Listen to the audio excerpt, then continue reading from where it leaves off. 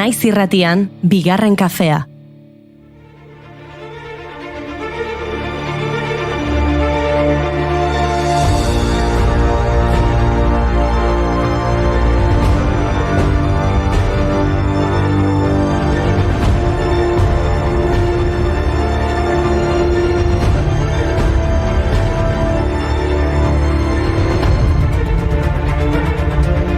Ostirala, mantalak etxera, zer moduz egin duzuelo? Eren egun baino hobeto ezta? Atzo giro epelarekin esnatu ginen, 20 gradutik gorako gaua pasa ostean, baina gaur euria egingo du Euskal Herriko txoko askotan. Hala ere, 15 gradu Bilbon, 14 Arrasaten, 13 Laguardian eta Gasteizen, hau ez da 1956ko otsaiaren 16. Izan ere, gaurko egunez, 1956 urtean, azken hamarkadetako gaurik hotzena pasa zuten Euskal Herrian. Hilabete hasieran iritsitako Siberiako hotzaldiak gogor jo zuen, eta hainbat herritan temperatura baxuek marka guztiak gainditu zituzten. Diotenez, Gasteizen 16,8 gradu zeropetik markatu zituzten termometroek. Elurretan kantari da biltzan, marigorringo eta kilkerrak margotu dituzte. Mendietako paretak elurretan kantari da biltzan, marigorringo eta kilkerrak margotu dituzte. 1956an 16 gradu zero azpitik, gaur 16 zero gainetik. Klima aldaketa ezin daukatu, naiz eta batzuk saiatzen diren. Pentsa, gaur irakurri dut, adimen artifizialarekin neurtu dutela, ea zenbat klima aldaketaren negazionista dauden Amerikako estatu batuetan. Eta antza denez, 115 dira. Gehiagore izango dira seguru. Ba begira, klima aldaketari aurre egiteko, gaurko egunez, 2005ko otsaiaren 16an Kiotoko protokoloa sinatu zuten 84 estatuk. Asmoa, 2008 eta 2012 epean berotegi gasen igorpena murriztea. Herrialde batzuk ordea, dagoeneko irten egin dira akordiotik. Zupoloetan, glaziarretan, epelta eroso ginenean, eten dira komunikabideak, gure artean, beringiako zubirik ez dago, galdu naiz, aurkituko nauzulako, aztarnak irakurtzen ikasi. Ba, klima aldaketarekin oso kezketuta dagoen emakume bat aipatu behar dugu bere urtebetetzea baita. Gaurko egunez jaio zen Maria del Coro Arizmendi Arriaga, mexikar zientzialaria, biologoa eta ornitologoa. Purita Arriaga Berriztarraren eta Pedro Arizmendi Donostiarraren alaba, Maria del Coro Mexikon jaio zen 1960ko otsaiaren 16an, eta bertan egin du bere ibilbide profesionala. Ekologia, biakera eta hegaztien kontserbazioan. 2020tik Mexikoko Unibertsitate Nazional Autonomoko, UNAM, Iztakala goi mailako ikasketen fakultateko zuzendaria da. Badakizue zeri buruz egin zuen doktoretza? Kolibriei buruz? Oitze polita. Hoy me propongo fundar un partido de sueños, talleres donde reparar alas de colibríes, se admiten tarados, enfermos, gordos sin amor, tullidos, enanos, vampiros y días sin sol. Ai, Silvio Rodríguezen kolibriak. Honek aitzaki ematen digu Kubarekin lotura egiteko. Izan ere, gaurko egunez 1959an Fidel Castro Kubako lehen ministro izendatu zuten. Ba begira, egun horretan Fidel ospatzen ari zen bitartean, Catherine Tresham izeneko emakume bat erditzen ari zen Alemanian, eta John McEnroe izeneko ume bat jaio zen. Gerora, historiako tenis jokalari onenetakoa bihurtuko zena. 4 bider irabazi zuen Flushing Meadowseko lehiaketa. 3 bider Wimbledonekoa. 3 aldiz Mastersa eta 4 aldiz Davis Kopa. Beste hainbeste txapelketaz gain. Zorionak, Jon. Opai. Let's go down to the tennis court and talk it up like yeah.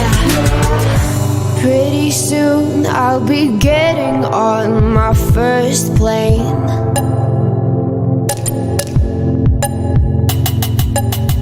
I'll see the veins of my city like they do in zientzia, politika, kirola, pixkanaka gauz asko aipatu ditugu, baina literaturaren falta samatzen dut, badaukagu zerbait hortik? Hementxe, gaurko egunez, 2020an zendu zen Joan Margarit Consarnau kataluniar poeta eta arkitektoa. Entzun hau. Oraina da kaleetako hizkuntza, zafratua eta sasikoa, untza bezala itxasten dena historiaren ondarretan. Idazten dudan hizkuntza hau. Hau ere hizkuntza trinkoa da pentsatzeko, adosteko, amets egiteko, eta kanta zaharrak salbatuko dira. Ai, Margarit, zenbat altxor utzi dizkiguzun. Ekaitz ilunen ondarritxa, gure maitasun zaharra. Mila bider urrundu ginen, zeken itzuliz bizkarra. Altzari bakoitzak daki, aurri gabeko gelantan, gure irain zutuen Orduan, zientzia, politika, kirola, literatura, bagoaz osagaiak batzen, baina, zinema zer? Oraindik ez dugu ezer aipatu? Gaurko egunez duela urte bete hiltzen Michel Deville, Frantziako zinema zuzendari eta gidoilaria. 88an, zilarrezko maskorra irabazi zuena Donostiako zinemaldian. Eta gaurko egunez jaia zen Leslie Sue Goldstein, edo Leslie Gore, izan ez ezaguna aktore izan zen bai, baina baita musikagile eta ekintzailea ere. You don't own me. I'm not just one of your many toys. You don't own me. Don't say I can't go with other boys. And don't tell me what to do. Don't tell me what to say. Abesti hau, You Don't Own Me, mugimendu feministaren ere serki bihurtu zen. Eta Bette Midler, Diane Keaton eta Goldie Hawn aktorek egindako The First Wives Club filmak egin zuen ezagun. 2005an, 60 urte zituela, elkarrizketa batean esan zuen homosexuala zela eta musika industria oso homofoboa zela salatu zuen. Orduan, kolektiboaren ilur bilakatu zen askorentzat. Horrela bai, aipatu ditugu zientzia, politika, kirola, literatura, zinema eta musika. Beraz, saioari ofizialki hasiera emateko moduan gaude. Bitch, come take it to the floor now. Woo! There's a tornado in my city. It's the basement. That shit ain't pretty. Igandean, Beyoncé abeslariak country disko bat argitaratuko duela iragarri zuen, eta mota guztietako iritziak irakurri ditugu. Asko, arrazakeriatik eginak, zalantzan jartzen dutenak emakume beltz batek country estiloko musika egin dezakeen. Horretaz hariko gara, baina baita adimen artifizialak eztabaida honetan izan duen rolaz ere. Eta ostiralero bezala, kafe hutsa hartuko dugu. Gaurkoan Laura Penagos Rodríguez aktore kolombiarrarekin arituko gara. Hango eta hemengo antzerkiaren arteko zubian. Eta agenda, astebururako arte estenikoen egitaragoa aurkeztuko dizuegu. Eta Interred elkarteak antolatu duen kohezkuntza feminista eta arrazakerien aurkako biltzarraren inguruan hariko gara, bere kide den Ane Kalzadarekin ere. Eta orain bai, dantza egin behar dugu eta pasaden astean 13,5 nota jarri ziguten, beraz Inigo, igo monumena, Eta gure marka utziko dugu orain. Inigo etzegoelako, Claro. Ikusi nahiko Ea nukenik gaurko hori. nota. Otsaiak 16 ditu gaur eta ostirala da, entzule ongietorri bigarren kafera. Naiz irratian zarete.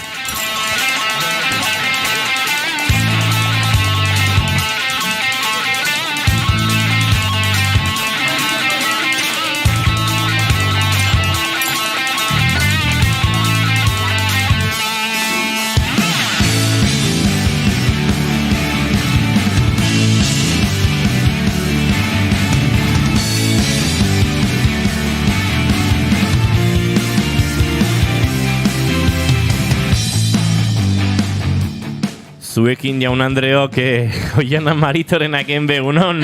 Egunon. Zuekin dantza ezin etenda dabilen emakumea Goiuri Ezeizarandi, egunon. Egunon. Eta hizketan ari zaizuen hau Inigo Asensio Elurbide gaur, bigarren kafeak 7:26 du, goizak 10 eta 13 minutu, ze goiz gabiltzen gaur, eta otsaiak 16, gu hemen 3 zuekin urrengo 2 orduetan bat egiteko. Asmotan. Zer? Polilla, 3 bat. Hemen 3 urrengo 2 orduetan bat egiteko. 3 bat. Juri, jabeteak daramatzat saioa horrela orkestu.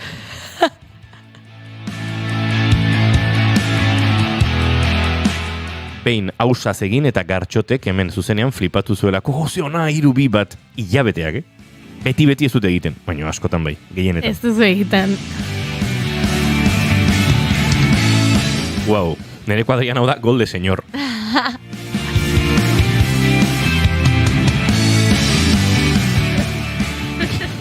Egunon, Goiuri, ongi etorri, bigarren kafera. Bai, karo, egiten duzu beti ni ez nagonean. Bai, hoixe. Ba.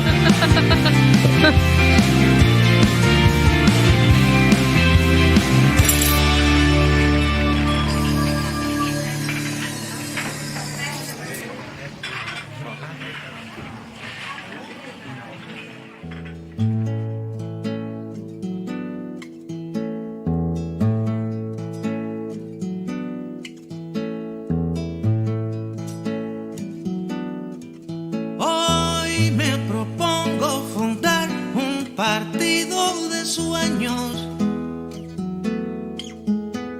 talleres donde reparar alas de... Noreztu eramaten Silbiok beste une, garai eta oroitzapen batzutara, ez? Pentsatu dut sarrerako audio berreskuratu eta Silbioren kantuarekin abiatu behar genuela gaurkoa.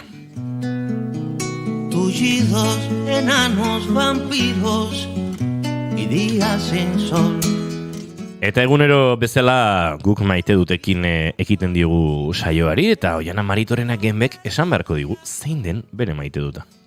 Egia da, sarreran Silbio entzun dudanean, pixkat nuen maite duta esan dut, Silbiorekin lotu beharko nuke. Baina, nekarren maite duta aipatuko dut, eta aparte esango du, Silbio zoragarria iruditzen zaidala, eta zuk esan duzun bezala, bera entzuteak ez, nola eramaten gaituen, ez dakit, bakoitza bere ez dakit nora eramango duen, baina ni ere eramaten hau nora bait, eta gustatzen zait lekutxo hori.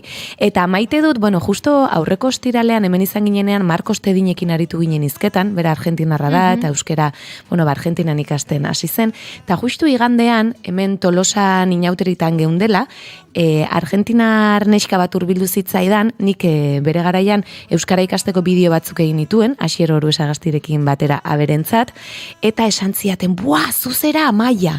Eta ni nor, Amaia! Eta esan nun, ama!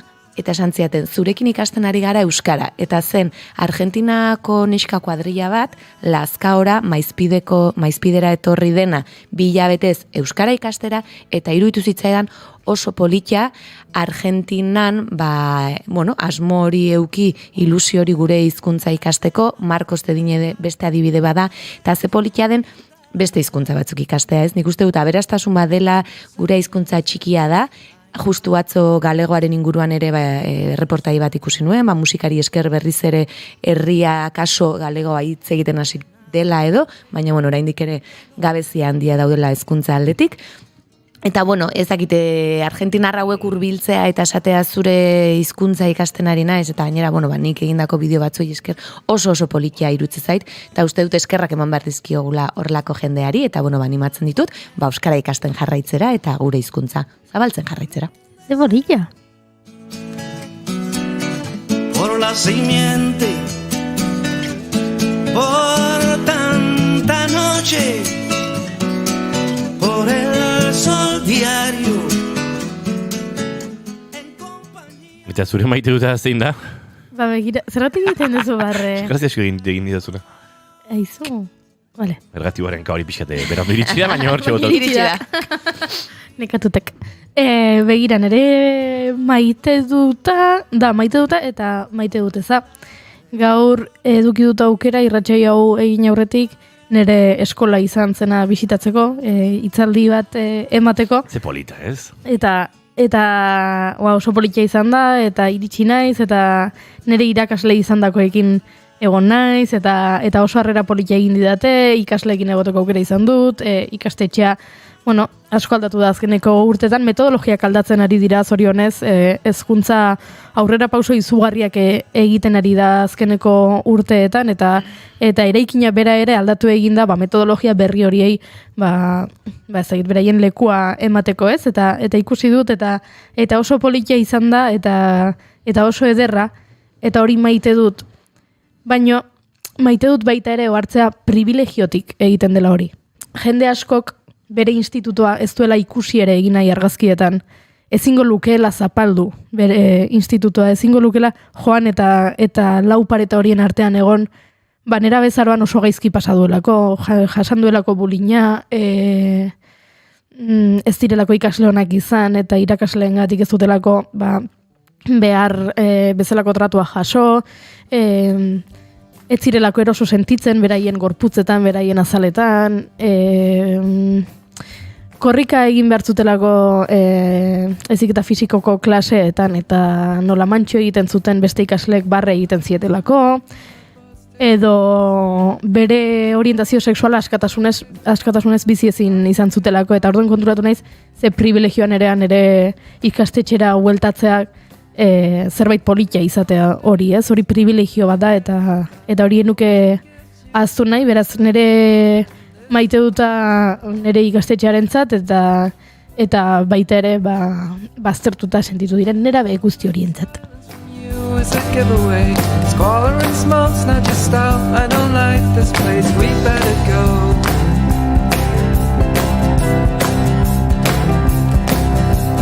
Then I compare notes with your older sister.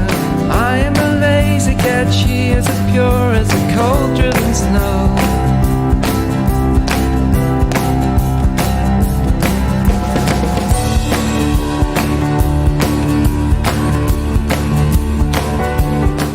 Nere maite dut eza nahiko simplea da, baina duela minutu batzuk ikusi dute tipo bat, hemen gure parean aparkatu eta leiotik zigarroa botatzen.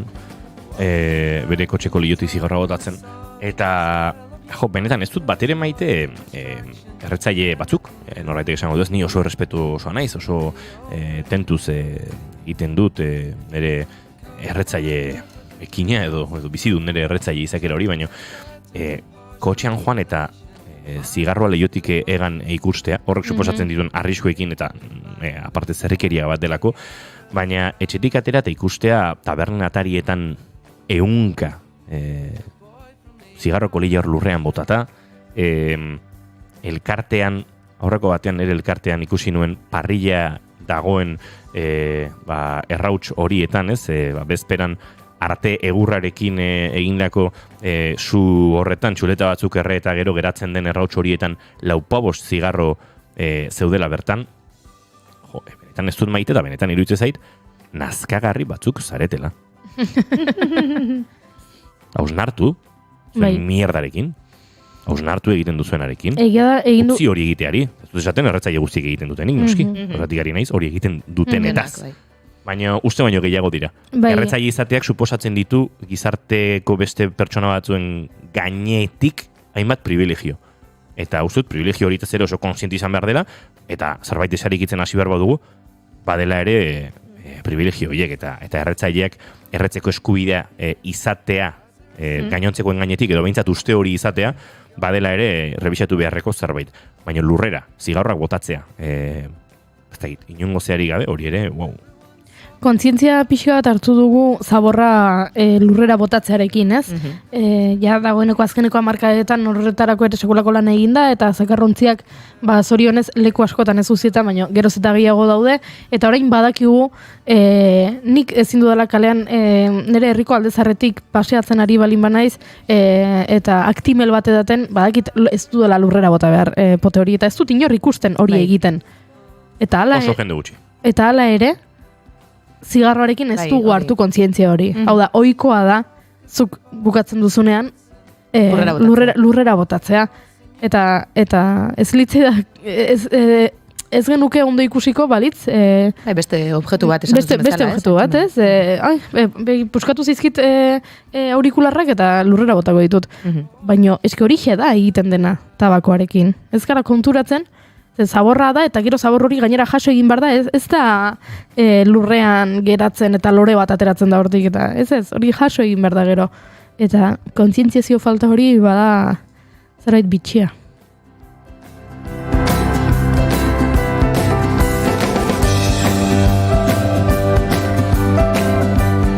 Goizeko 11:23 minutu ditugun honetan, guk privilegio eta hitz egiten jarraitu behar du nolabait, baina oso bestelako heldulekuetatik. Goizeko 11:23 esan da bezala, naiz irratien, bigarren kafean. Comic celebrity takes a back seat as the cigarette catches.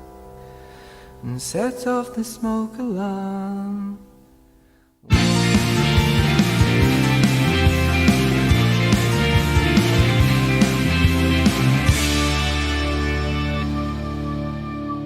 Bigarrenak ez direlako beti okerragoak, bigarren kafea.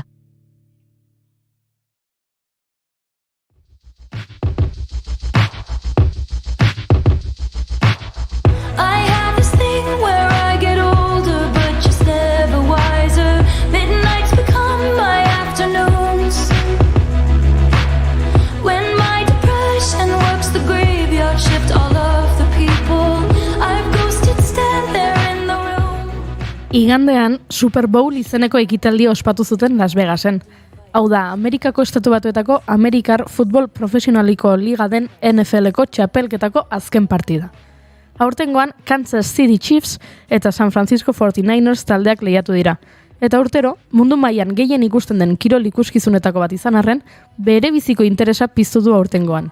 Taylor Swiften presentziari esker. At tea time, everybody agrees.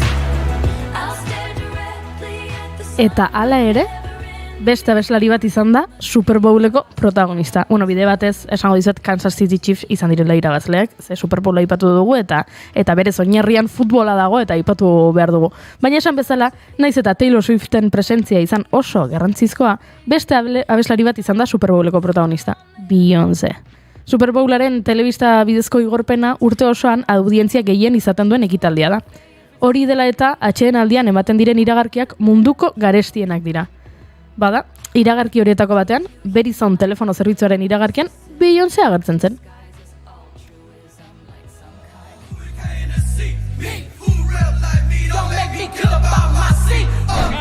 Broke the internet again. Did you post this? No. Well, not on purpose. Oh, it's coming in hot. It's Verizon 5G. The network is crazy powerful. I bet you can't break that. Bet I can. Wait, what?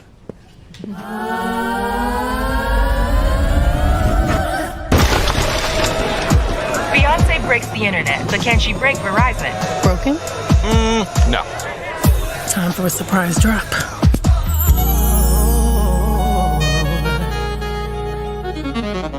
Did I break it? You broke me. Oh, no. Say my name. Sleatze. But it still didn't work, so. Introducing Beyoncé. What the? Seriously? How about Barbie?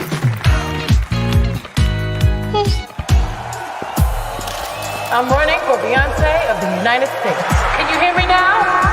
No breaking. I thought you meant in the sphere. No, on the sphere. You're working. How about the first woman to launch the first rocket for the first performance in space? Verizon didn't break. You ain't gonna break me.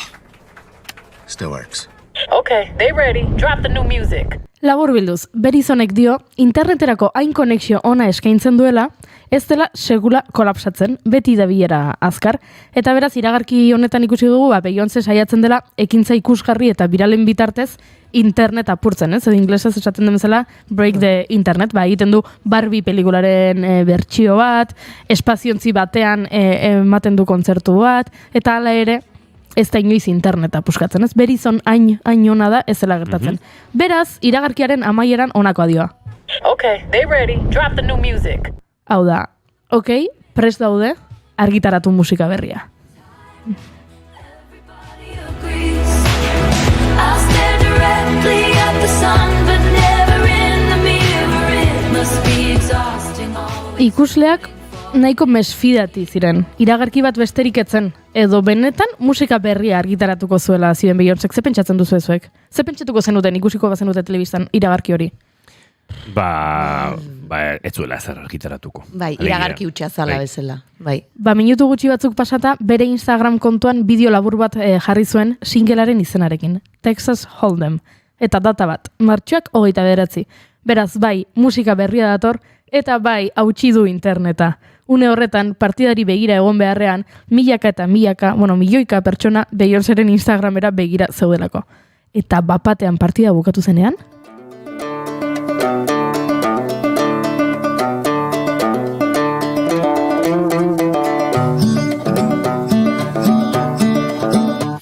ain't Texas. Ain't no hold 'em. So lay your cards down, down, down, down. So park your Lexus and throw your keys up. Stick around. Partida amaitu zen eta 2 single argitaratu zituen Beyoncék. Texas Hold'em eta 16 Carriages. Country kutsuko 2 abesti. Zerbait sumatzen genuen, Western eta country jazkeran inspiratutako jantziak erabili zituen hilabete honetako Grammy sarietan eta New Yorkeko moda astean. Baina gainera ez da lehenengo aldia izan, ze abeslariak aurretik ospatu izan du cowboy beltzen historia ahaztua, adibidez 2022ko Ivy Park eta Adidasekin egindako kolaborazio kanpainan. Redemption passing time, yeah. Ooh, one step to the right. We headed to the dive bar we always thought was nice. Eta naiz eta musika estilo honek entzule asko harritu, eta ez da harritzekoa bere azken albuma disko musikatik gertuago baitzegoen, Beyoncéren zale leialeenek Beehiveek badakite aldaketa eta evoluzioa beti egon direla bere artearen abanguardian. Eta badakite Beyoncék countrya daramala odolean. Throw your keys up. Stick around, round, round, round, round. Zeren eta 16 Carriages eta Texas Hold'em soinu eta estilo aldetik countryak dira. Modernoak dira ziur, baina ez dago doinu horiek beste zein generorekin nahasterik. It's a real live boogie and a real live hold down. Don't be a bitch, come take it to the floor now. Ez da lehenengo aldia Beyoncék countryarekin jolasten duela. 2016ko Lemonade album ospetsuan Daddy Lessons abestia sartu zuen. Etzen diskoko kantarik arrakastatxuena izan, baina orduan ere hautsiak arrotu zituen. Eta horregatik gustatzen zaigu bigarren kafean noizean behin entzutea. Abesti hau Daddy Lessons, zalantzarik gabe, countryan errotuta dago.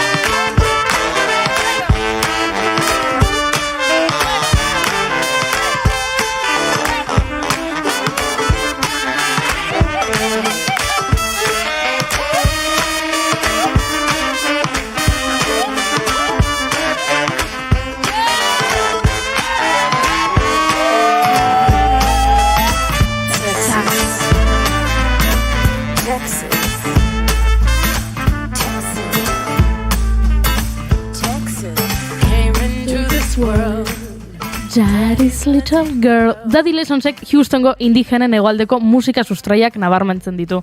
Adarrak, gitarra akustikoa eta txaloak gehituz, Beyoncék bere aitarengatik ikasitakoak kantatzen ditu. Letrak bibliari, pistolei eta whiskiari buruzko aipamenak ditu. Eta hala ere, Grammy sarietan, country kategorietarako hautaezintzat jo zuten. Billboard abestientzunen zerrendak ere, rhythm and blues bezala klasifikatu zuen. Hau da, adituentzat, hau ez omen da countrya.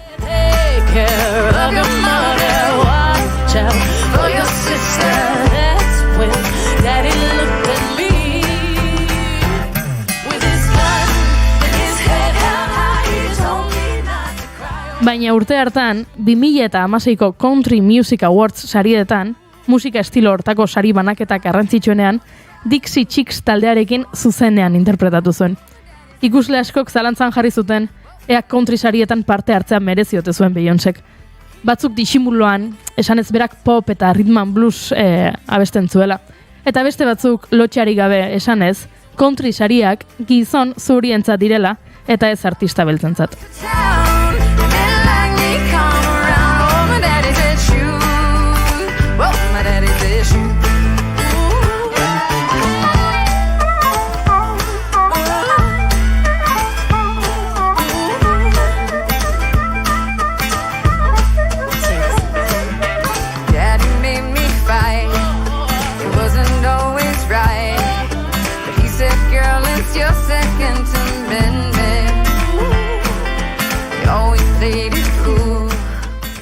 Horrela da hori, country musika zurientzat da. Beyoncé hori gezur hutsa dela baieztatzera dator. Eta ez dago bakarrik. Alboan ditu historialari, musikari eta antropologak.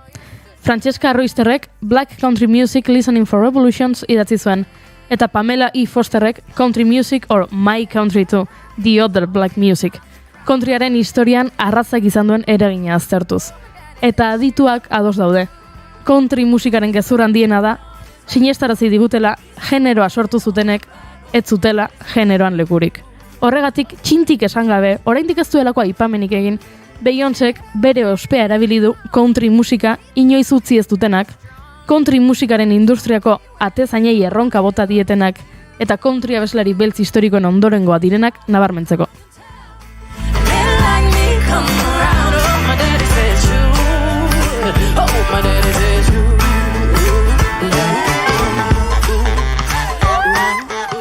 Tamalez, countryak espazio zuria izaten jarraitzen duelako.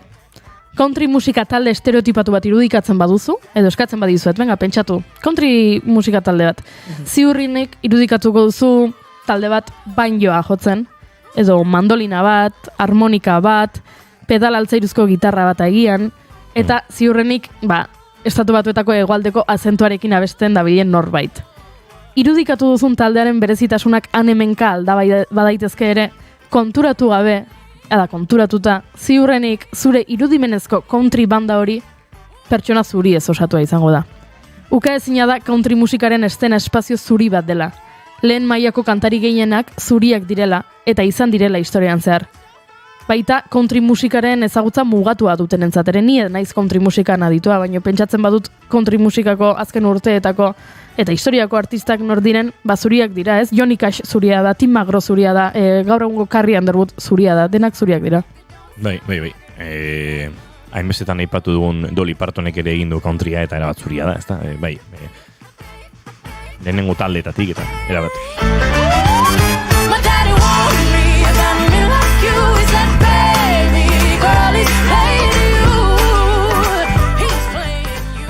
Egia esan, Amerikako estatu batuetako musika herrikoi gehienak bezala, country musika beltzek hasi zuten. Esaten dutenez, countryaren historia banjoarekin hasi zen. Eta gaur egungo banjoa, mendebaldeko Afrikako instrumentu baten ondorengoa da. Akonting izeneko instrumentuarena. Eta badakizue nola egiten zuten instrumentu hau? Kuia edo kalabazarekin.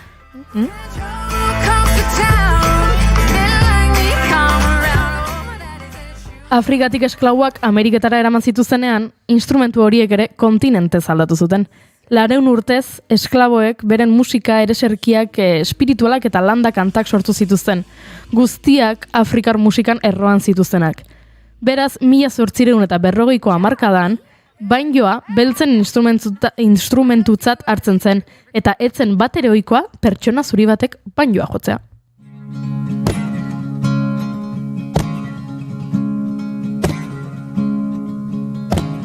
Sixteen carriages driving away while I watch them ride with my dreams away to the summer sunset on a...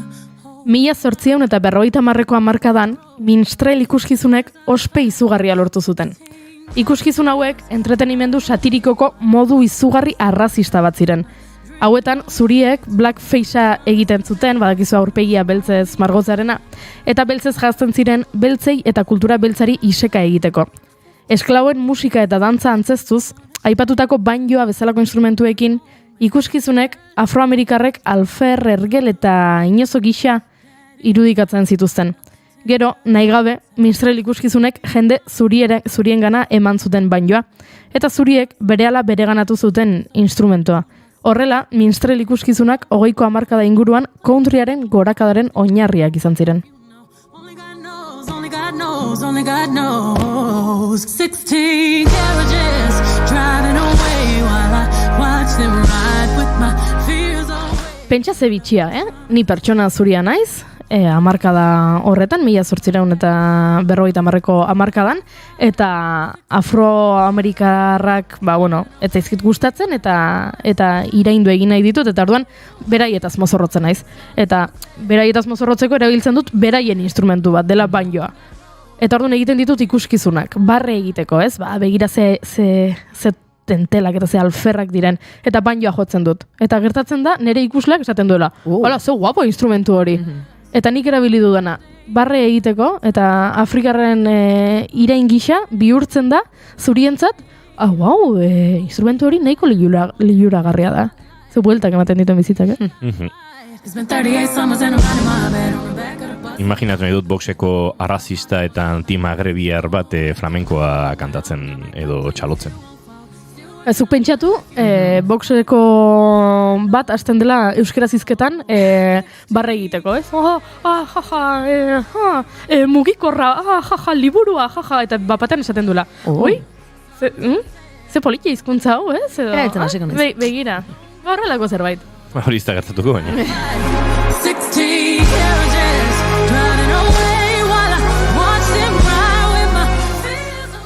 Hillbilly musika hori gerora country deituko zena hegoaldeko musika bihurtu zen. Eta 1920ko eta 30ko hamarkadetan, naiz eta Estatu Batuak garai hartan oso nazio bereizia izan, artista beltzak eta zuriak hamarkada horietan elkarlanean aritu ziren hainbat country abesti egiteko.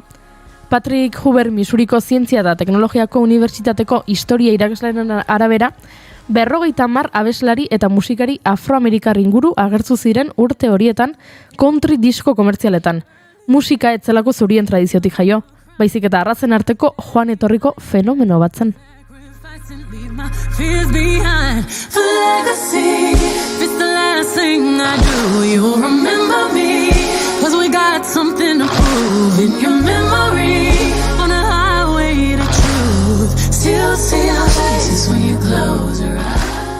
Baina gerra osteko garai horietan, hillbilly musika ja ofizialki country musika bezala berri zendatua izan zenean eta merkaturatua izan zenean, disketxe handiek country musika saldu egin nahi zuten. Baina ikusi zuten ezinezkoa zela hori egitea beltzak integratzen bazituen.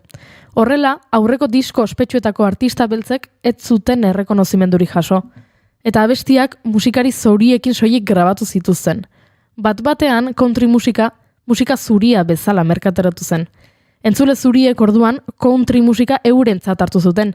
Bien bitartean, artista beltzak, musikariak eta haien ekarpenak ezabatu egin ziren, beren generotik. Beraz bai, Beyoncék egiten duena countrya da. Bai, country musika da.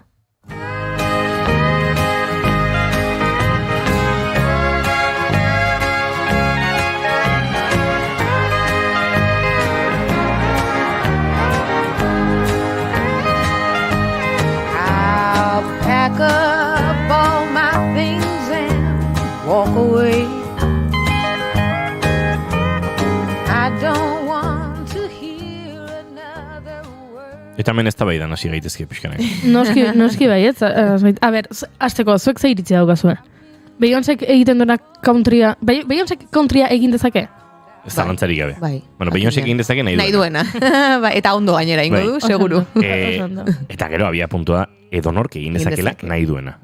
Musika ez da inorenena, inoren jabetza, eta nik ez daukat zalantzarik hor. Bai, ulernezake arrazakeriarik gabe egingo balitz, estiloaren ezaugarri trinkoenen inguruko analisi bat, ez? Baina orokorrean arrazakeriatik ari da Estatu Batuak esaten Beyoncék ezin duela countrya egin edo hori ez dela countrya. Hori alde batera utzita, eta posizio arrazista horiek alde batera utzita, nik bai esan beharra daukat countryak urtetan musika zuriaren kulturarekin osatu den horretan, eta zuriek osatu duten horretan, entzuten dudanean Beyoncé, entzuten dudala Beyoncéen giroetan R&B musikatik, entzuten dudala souletik, entzuten dudala beste estilo batzuetatik, esaterako, entzuten balin badugu, lehen aipatu dugun, Beyoncéren eta zera, The Chicksen Daddy Lessons hau, harmonika hau oso bluesa da, eta orain Txaloak oso country dira. Txaloak countryak dira, eta orain sartuko den brass banda oso New Orleans da. Oso musika beltzarena da.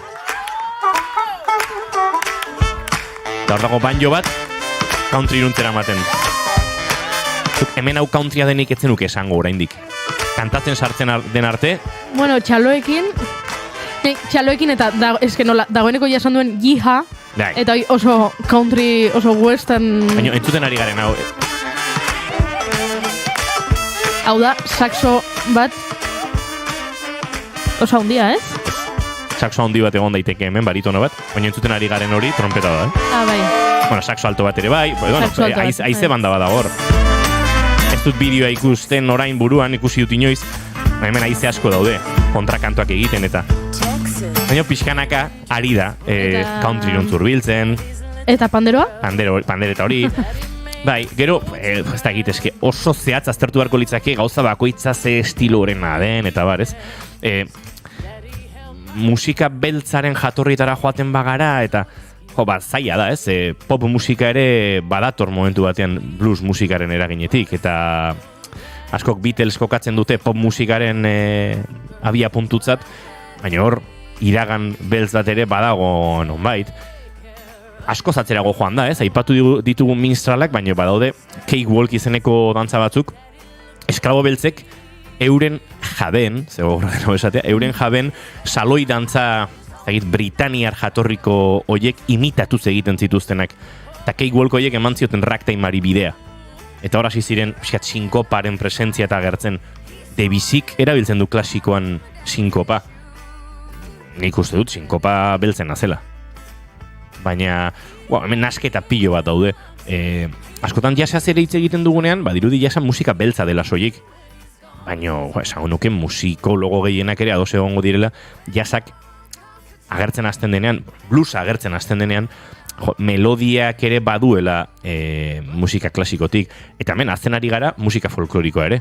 Eta indigenak non daudez, txurien eta beltzen, konkistatzaien eta esklabuen giro horretan non geratzen dira indigenak, ez? Ziurrenik patroi hauetan bazeuen indigenen musikatik. Beyoncék Daddy Lessons egiterakoan berak eta bere konposatzaile taldeak aipatzen dute inspirazioa izan dela hegoaldeko indigenen musikatik eta doinuetik eta errituetik abiatuta sortu zutela. Hemen gertatu zen gauza bat nahiko bitxia dela, Beyoncék berak Grammietarako country bezala aurkeztu zuela abesti hau. Eta Grammyko zuzendaritza saiak esan zuela ez zela country abesti hau, baina ez dute inoiz arrazoitu zergatik hau ezin den country hautagaitza bat izan, naiz eta musikariak berak country saia aurkeztu duen. Eta hemen horregatik sortu ziren hipotesi eta teoria asko esanez, zenbat ote duen arrazakeriatik horrek kontuan izan da baita ere Grammyko akademiako zuzendaritza taldean uste dut 200 eta 250 txuri daudela eta 2 beltz. Bueno, Mercedes Mendibe Elkotik, Nevadatik, Euskal Diasporako lagun eta soinujoleak New Country Music, hementxe lotura bat utzi digu, baina ezin dugu lotura hori behar bezala iriki. Baina, akaso Mercedes Mendibe gonbidatu behar dugu gurera bideo deiez, eta arekin aritu gai honen inguruan esaterako. Baina Mercedes, joan idazten hemen zure iritziak, musikari handia, estatu batutan errotua, eta hitz egiten ari garen honen inguruan ziurrenik asko dakina, baino gehiago. Eta ea Beyoncé gustatzen zaizun edo ez? Country musikan esaterako ez dugu askotan buruan hartzen folk musikaren eta folk irlandarraren eragina. Eta hor dago, eta oso zuria da. Biolina folkean piso handiko instrumentu izan da, ondoren garapenean, eta instrumentu zuria da. Akordoia bera, sormen italiarra, baino frantziarrek eramaten dutena esango nuke, garai haietan estatu batuetara, kaiun musikaren eraginpean, eta barez. Hainbeste gauza nahazten dira hor, ez da baira berez inozua dela, ez, txuriena edo beltzena den.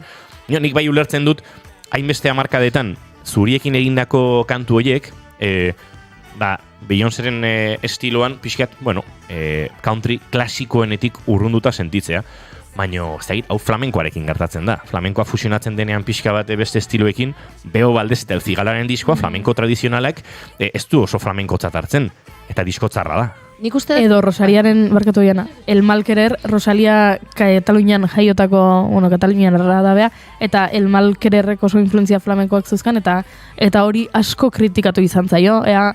Rosaliak Kataluniako herri batekoa izan da egin dezaken musika flamenkoa. Bai, hor badaude kontraesan mordoa, eta Niretzako txuria edo beltza. Baina egia da, entzuten dut Beyoncé hau kantatzen, eta portando horiek, ahotsekin egiten duenean, oso R&B, oso soulia dela. Ez dut irudikatzen country abeslari zuri bat portando horiek egiten. Portando hauek asko egiten ditu esaterako Morganeko Ninak, edo Nileko Sarak, badagoelako, edo Beleko Lidek. Nire ustez hori bai da kultura beltzean errotutako zerbait, eta musika oso beltzaren ezaugarri bat, ez? Horrek countryan lekua du, noski duela. Ki behar du. Country trinko eta puruena den, ziurrenik ez, baina country ere izango da. Hemen beste gauza bat ez dugu nahi batu oraindik. Hala, Beyoncé Texasen jaio zela. Eta horrek ere, ematen diola nola baitiko zilegitasuna, ez? Orain, irakurri ditugu, sareetan, komentario arrazistak, ez? Beyoncé artista beltza ezin du country egin, edo countrya lekuak enduko digu country abeslari hoi, bera, country egitera dator orain, ea gu joango garen orain, ez dakit, Soul Train Awardsetara, beltzen musikan oinarritutako Amarkadak daramatzate txuriek musika beltza egin nahian, egiten. Egiten, eta horrelakoak eta irakurri ditugu, baina behira, Beyoncék nahiko balu, egingo luke countrya, naiz eta Hawaien edo, ez dakit, Wyomingen jaio izan, baina eske Texasen jaio zen gainera. Beyoncé, torrek ere, berak abesten duenean, Daddy Lessons abestionetan bere aitarekin harremanaz eta bere aita esku batean bibliarekin eta beste eskuan eskopetarekin eta esanez gizonei buruz hau eta beste hau edo zure eskubidea da hau eta beste hau, hor bere historia kontatzen ari da, ze berea ere bada.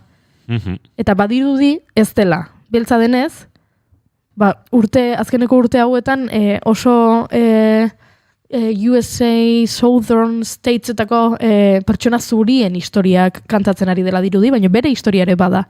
Nola ez du zilegitasuna eta eskubide oso edukiko horrelako musika egiteko? Ez que Beyoncé da, nahi duen egin dezake. Trikitisa ere jo dezake, akaso. Ez, nik esan nahi nuen... Hori gertatzen ze, guztu gaur barketu oian esan guai digara mentxe ez dio guztetik ez zu ezeatea dituak musikan, nik ez zuek adina kontrolatzen, ez ezer, baina nik uste batzuetan ere beti etiketatu behar izarra, izatea edo, hau da, edo bestea, nasketa, aipatzen ari zineten nasketa eta fusioietan aberastasuna diatu barko genuke eta ez hainbeste, bai da, edo ez da, hor atzean dagoen guztia ere, aztertu barko litzateke, baina batzutan, pixkat hortan ere pasa egiten da gizartea, eta azkenean, bai da, eta gero gogorarazi edo eraman zaitzake ahots batek gehiago estilo batera edo bestera, baina ez, nik ez dakitzuek bezain beste, baina nik esango nuke countrya dala, eta nahi duen egin dezakela, eta fusioan dagola berastasuna, eta ni hemengoa izategatik ez dut bakarrek hau ingo, hemen ere dago jendea beste estilo batzuk edo hemengoa zen estilo bat abesten duena, eta zergatik ezin du egin. Zergatik ez bereziki kontuan hartuta, kontrara zer gertatzen den, ez da?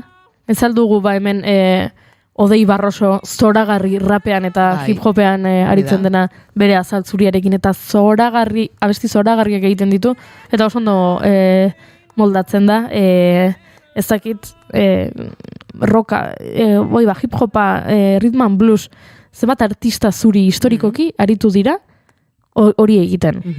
Dudarik gabe, eta normalean zuri eta beltzen arteko gatazkan beti ari da zuria nagusitasunetik, privilegiotik eta beltza ez hori. Baina batez ere nik uste hori gari utzi behar dela, ikaragarrizko nahasketan mordoa daudela. Pentsatzeak gaur egun, ez dakit, sonku batarrean musika arabiarraren eragina dagoela, badirudi arraroa dela. Baina musika espainolak iristen direnean kolonietara eragin ikaragarria dute, eta nahazten dira afroamerikarren erritmoekin, harmoniekin, eta musika espainolak ikaragarrizko musika arabiarraren eragina zuen dagoeneko, eta beraz, hor nahasketa pilo bat daude, edo askotan azaldu izan dugu, gustoko dugulako Brasilgo bossa nova musika, ez? Bossa nova garatzen da estatu batuetako jasarekin bertako samba nahazten denean, ez? Eta samba ukiezin hori, oso ertxiki lotuta zegoena tradizio brasildarrari, non ziur Portugaldarren kultura europearrak bazuen eragina harmonikoki bereziki, nahazten da jasarekin, afroamerikarra ere baden, eta musika klasikotik edan duen harmonikoki gara, eta sortu da, Brasilgo bossa nova. Esan dizaiokezu zuri bati bossa nova egin ez dezakenik, edo beltz bati egin ez dezakeenik. Ba uste dut ez. Bai, ez hauga zentzurik eta batzuetan nahi gabe egiten dugu eta pixkat ondo dago errebisatzea, ez? Eta gure aurre iritziak edo guain ikusi dugun bezala. Kontatu dizuegu country musikaren historia. Kontatu dugu esklabu beltzetatik jaio zela. Kontatu dugu kalabaza batekin egindako instrumentu bat dela country musikaren oinarria. Agian konturatu behar gara eta horrelako kontzientzia hartu behar da. Beste egun batean hitz egingo dugu adimen artifizialarekin egiten diren abestietaz. Ze kontu honekin ere gertatu da adimen artifiziala oso azkar garatzen ari da eta lortu dute adibidez Beyoncéren Texas Hold'em abesti hau hartu eta Miley Cyrusen ahotsean jartzea. Eta badirudi Miley Cyrusek bere estudioan grabatu duela eta berak benetako abesti bat dirudi. Naiz eta adimen artifizialak sortua izan. Ze gertatu da abesti horrekin? Jende askok esaten duela, politagoa da, Mileyren ahotsean, Beyoncéren ahotsean baino. Gehiago gustatzen zait. Nere ustez ondo legoke pentsatzea eta aztertzea zergatik gustatzen zaizun gehiago Mileyren ahotsean, Beyoncérenean baino. Izan daiteke soilik estetikoa, baino ezin dugu ukatu, bizigaren munduan bizigarela, arrazakeria barruan daukagula, maila handigo batean edo txikiago batean, eta estetikaren atzean ere badaudela horrelako konturatu gabeko autu arrazistak eta kulturalak eta eraikitako gauzak direla. Orduan, Miley Cyrus gustatzen baldin bazaizu Mileyren bertsioa gehiago gustatzen bazaizu Beyoncérena baino, ondo dago errebisatzea. Zergatik gustatzen zait? Agian Beyoncéren ahotsa beltzegia iruditzen zaidalako countryrako, baina countrya beltzek sortu zuten. Orduan, horri buelta bat ematea ez dago gaizki. Bai, baina nik ere ulertzen dute, arrazakeriari gabe egiten badagoela toki bat horrentzat, alegia. Nik entzuten duen zuri bat blusa kantatzen askotan pentsatzen dut, ahots zuriegia du blusa kantatzeko. Zergatik pentsatzen dut hori? Entzun dudalako hamarkadetan blusa beltze kantatzen. Txuriek ere bai, baina beltzen sakontasun hori ahotsen badagoela beste zerbait. Kasu honetan zer gertatzen da, countrya hamarkadetan zuri entzun diegula. Baina ez dago soberan egitea analisi hori, ez? Bada azkenean ni eder sentitzen naiz takoiak jazen ditudanean, baina zergatik. Zer dago horren atzean. Takoiak gustatzen zaizkit, agian estetikoki zapatia baino politiagoak iruditzen zaizkit, arkitektonikoki inkluso. Baina horren atzean badago zerbaitengatik gustatzen zaizkit niri takoiak. Eta orduan nik uste dut zerbaitegatik gustatzen zaizula gehiago Texas Hold'em Mileyren ahotsean, Beyoncéren ahotsean baino. Mercedes Mendibek esan digu, gero eta ezagunagoa da country musika Euskal Herrian. Beyoncéren country musikaren debut berria oso ezaguna izaten ari da. Apple Music zerrendetan lehenengo postuan da dagoeneko. Aupa Beyoncé! Mercedes, Euskal Herrian country musika ezagunagoa den, ez dakit, orain Beyoncékin zerbait gehiago iritsiko da, eta entzun da, country musika akaso poperizatuena, hori ere esan beharra daukagu. Beyoncéren musika ere ez dela country puru-purua, eta hor badagoela ez, pop musikarekin eta beste nasketa bat, baina hemen Euskal Herrian nik oraintxiko gogoan dudan eta country musika gehien egin duen artista, edo country gehien heldu dena, Mikel Garikoitz izango da. Irundarrondarri biharra, batean jaio eta bestean bizi eta sustaitu delako, ark egin zituen, country, laube eta bestein bate disko, oso country musikari hurbildu nahian eta euskeraz, Nashville iriko kantu honetan bezalaxe. Arratsaldetan eguzkiaren azken printzetan amestentza jut kale bertzeko kanto ilunak zuke dertzeko malkoz guztirik begian damua ezin dut jasan. Orain arte kantua ez doa oso country, nahiko, ez? Pop rock giroan edo makina genezake. Egia itzalak luzen daude betzanak neho jargiak daramatzanak ilargiaren eria jotan pena bezin dut.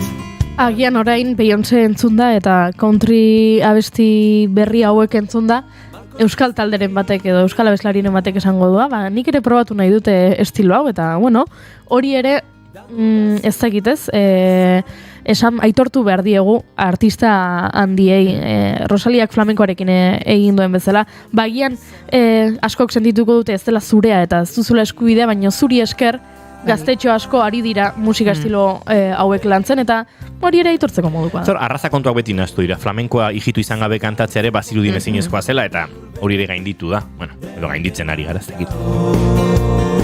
Zugan urtzeko pena hau biurberi dentena gau. Izue, country edo ez country eguerdiko amaikak iritsi zaizkigu, eta guk estudio zentraletara egin behar dugu salto, Oiana Azkue lankidea agurtzera. Oiana Azkue, egunon? Egunon, badakizu, kontriazari garela eta euskal musikaz ze diskotan zertzela datzuk topatu daitezken, azken denboraldian argitaratzako ze diskotan.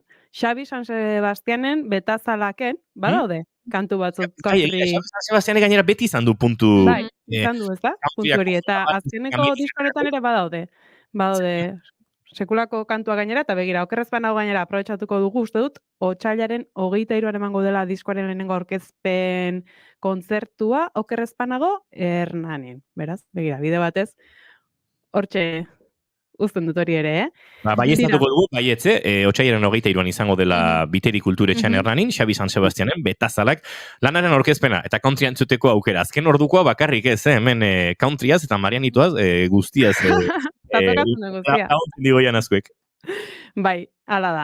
Tira, ez dakit, marianitoak eta countrya eta zer izango den, baina nahiko saltza bada egun hauetan Iruñan ere, gaur ere, traktoreek hartu dituzte erdiguneko kaleak, nekazariak protestan direlako, eguerdian bilduko dira foru gobernuarekin, bilera egingo dute, Jose Maria Aierdi eta Jose Luis Arasti landa garapeneko eta ekonomia eta ogasun kontseilariekin biltzeko direlako nekazariak, fiskalitatearen inguruko aldarrikepenak eramango dituzte batzarrera, eta besteak beste modulen sistemara itzultzea, edo Araban ezarri duten erdibideko sistema ezartzea aldarrikatuko duten nekazariak, baina Nafarroako gobernuak zerga erreforma globala eskainiko duela aurreratu du dagoeneko, eta errotik baztertu du moduluen sistemari. Hori, eguardian izango da, baina aipatakoa, gora berak badira dagoeneko Iruña erdigunean, traktoren pasaera hori dela, eta beraz, handik ibili behar dutenak, pazientzia pixka bat, eta arreta. Alaxe beharko du Oiana Azkue, eskerrik asko, eta eguerdiko 12etan informazioaren ariari sendoago eta luzeago helduko diogu. Gero arte. Eskerrik asko, bagoaz aurrera, goizeko 11 eta 2 minutu hementxe, naiz irratian, bigarren kafean.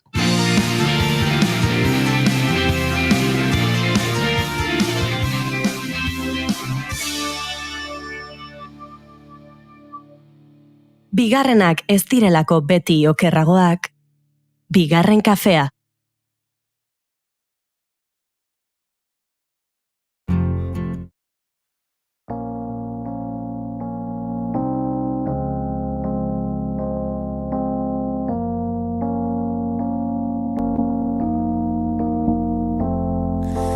Respirar para sacar la voz, despegar tan lejos como un águila veloz. Respirar un futuro esplendor, cobra más sentido si lo creamos los dos. Liberarse de todo el pudor, tomar de las riendas, no rendirse al opresor. Badaramagu azkeneko orduerdia country musikaren, musika beltzaren eta hauen inguruan sortzen diren eztabaida arrazisten inguruan eta arrazakeriaren inguruan jarraitu behar dugu hizketan hurrengo minutuetan.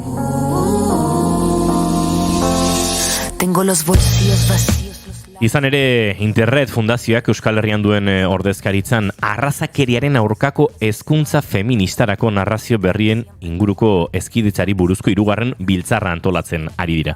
3. hezkidetza biltzarra alegia. Biltzarra 2024ko otsailaren 24an egingo da Bilboko Azkuna zentroan, datorren astean alegia, Alondigako La Bastida aretoan. Goizeko 10:00 6:00 izango da. Eta esan da bezala, izenburua luzea baita, arrazakeriaren aurkako hezkuntza feminista, eta honen inguruan, narrazio berrien inguruko hezkidetzan ariko dira. Parte hartzaile ugari biltzarrari hasiera emateko mailan enplegua, gizarte kohesio eta berdintasuna sustatzeko saileko foru diputatuak, Teresa Alaespadak eta Garapenerako Lankidetzaren Euskal Agentziako zuzendariak Paul Ortegak hartuko dute parte, baina horrez gain eta edukiak garatzerako orduan arlo hauetan erreferenteak diren Lucia Enbomiok, kazetari eta idazleak, eta Adriana Guzmanek, Boliviako ekintzaile feminista Aimarak eta nazioartean aintzatespen handia duen aktivistak hartuko dute parte. Baita esperientzia zein ekimen berritzaileak garatzen dituzten hainbat talde eta euren ordezkariak ere. Eta honen guztiaren inguruan aritzeko guk Interneteko kide den Ane Kaltzada dugu telefonaren bestaldean. Ane, egunon? Egunon. Tira, azaldu dugu esan da bezala izenburua, pare bat aldiz saiatu naiz, badagoelako kontzeptu ugari, 3. hezkidetza biltzar hauetan. Arrazakeriaren aurkako hezkuntza feminista, hezkidetzari buruzko lana, narrazio berriak sortzeko beharra, konta iguzu pixka bat, nondik nora, banan ondoren aditu eta parte hartzaien inguruan murgildo horretik, nondik nora izango den biltzarra? Internet Fundazioan beti egin dugulan hezkidetzaren munduan, tailerrak eta eskuartzeak eginez eskola eta ikastetxetan, eta ikusi dugu arrazakeriaren kontua ezin dugula alde batera utzi. Berdintasunaren aldeko hezkuntza batek arrazakeriaren inguruan ere lan egin behar duela, ez? Eta horregatik aurtengo hezkidetza kongresu honetan arrazakeriaren gaiak gehitu egin dugu gure ohiko lanari. Horre, hezkidetza aipatzen denean, nolabait ardura, ez dakit banatu edo bintzat, elkar banatzea ere, ikusten dugu, ez? Edo irakurrazak egu azpian, noren artean osatu beharreko hezkidetzaz ari garane? Guk egundetzen dugu hezkidetza kontzeptu oso zabal bat bezala. Alde batetik, bai eskola munduan, bai ikasleak, bai irakasleak eta bai familiek parte hartu beharko lukete hezkidetzaren aldeko pedagogia baten, baina guk Internet Euskal Herria bezala ere egiten dugu hezkidetza beste esparru batzuetan. Adibidez, Euskal Herriko emakume hautetxiekin, emakume politikariekin ere hezkidetza saioak antolatzen ditugu, edo talde feministekin. Hezkidetza da berdintasunaren aldeko pedagogia, eta pedagogia hori eraman daiteke edozein espaziotara.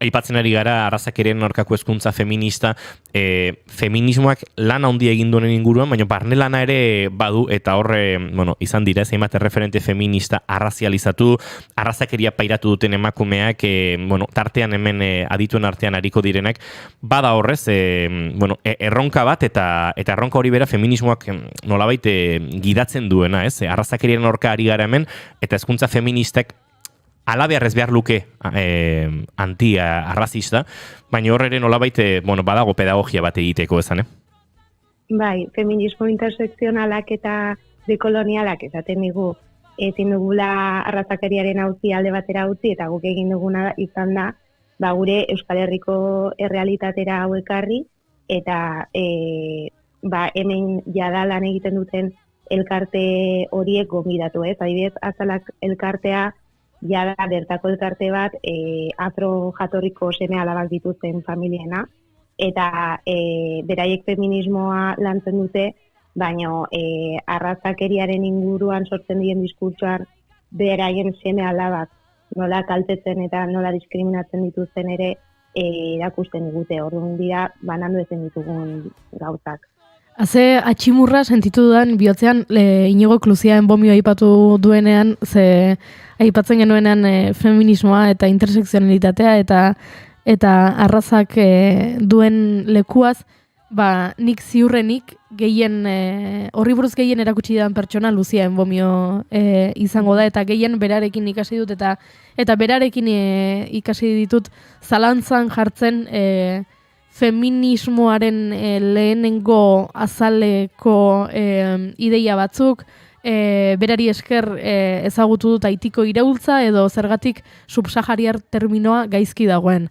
Eta berak hainbeste gauza erakusten ditu bere saren bitartez, edo berak egindako dokumental, edo pikaran idazten dituen iritzi artikuluen bitartez, ze zoragarria horrelako erreferenteekin kontatu alizatea horrelako ekimenetarako, ez da? Ez dakit zuentzat ere erreferente hauen partaidetza aukeraketa hori nolakoa izan den? Jo, guretzat zorte bat da bai Lucia eta bai Adriana eta bai bertako elkarteak etortzeko aukera izatea, zen adibidez, zuke esaten zenun hau, Adriana Guzman niretzat izan da nire pentsamendua birsortzerakoan eta birera ikusteko momentu hortan oso garrantzitsua. Bai, berak hitz egiten du beste leku batetik, azkenen Boliviatik, eta feminismo komunitarioetatik, baina nik uste dut Euskal Herrian badugula orain asmoa, eta Euskal Herriko mugimendu feministak badula asmoa erronka honi eusteko, eta dala momentu bat identifikatzen ditugun erreferente horiek bertara ekartzeko eta beraiekin eztabaidatzen hasteko, ez? Orduan guretzat, plazerra beraiek etortzea. Aipatu du Goiurik Lucia Enbomio, akaso entzuleari gertuago gera dakioken erreferentzia bat da.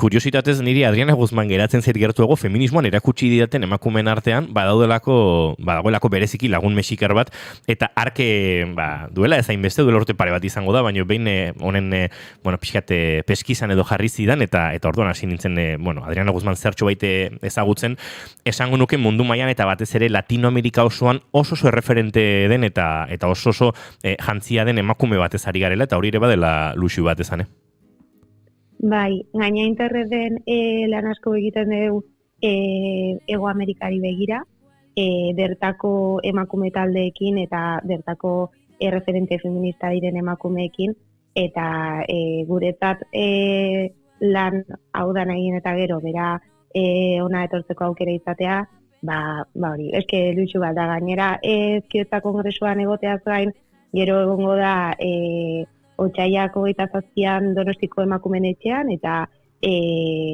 Otsaiak 28an Hernaniko plaza feministan. Hemen, aipatzen ari, bai, segi gane barkatu. Ez, hori, orduan baita Ezkidentza Kongresutik bere mezua beste pertsona batzu ere helarazteko aukera izango degula. Mundu Amerikarraz ari ginen, Latinoamerikaz, baina hainbat elkartek hartuko dute parte biltzarre honetan. Lehenzuk aipatu duzu Azalak elkartea, eta kasu honetan, afro-oinordekoen familien elkarteaz ari gara, nolabait, arrazakeria zeharka eta, puntu batetik besteraino ere, landuko duzuela edo ordezkatuko dela, ez, nolabait biltzar honetan, ane? Bai, hori da, nahi genuen, azkenen ahots hauek danak batu, ez, toki ezberdinetatik eta jatorri ezberdinetatik arrazakeriaren kontra lan egiten duten ahotsak ekarri gurera, eta nik uste dut lortu degula. Arrazakeria, dibertsitate sexualaren aldeko erakundeak ere bai, guztiok elkartea bertan izango da, gizakion eskubide sexualak eta askatasuna defendatzen, esan daiteke izenburu luzea duela biltzarrak, baina edukia ere zabala osoa eta esparru orotara, giza eskubideen esparru orotara helduko dena, ez? Bai, hori da. Hortxe izango ditugu, Kandela Irratia, Rumiante Begirada, Museo Lekuratua, Guarmipura, elkarte asko osatuko dute, larun batez izango da biltzarrau, Otsaiaren 24an, eta lehen ere aipatu dut, goizeko 10:00 arratsaldeko 6:00 okerrezpa naiz, beraz, askorako emango duena, ez da nola antolatuko duzuen programa, zein esparrutan egongo den pixu gehiago, ez da aipatu dugu lehen Lucia Enbomio, akaso harentzat, eta eta ez dakit izango den protagonismo berezia edo nola banatuko duzuen lan hori. Aipatu ditugu bi emakume horiek, Adriana Guzman eta Lucien Bomio, ez dakit eurek hartuko duten pisu nagusia, elkarte asko daude, nola antolatuko duzu programa?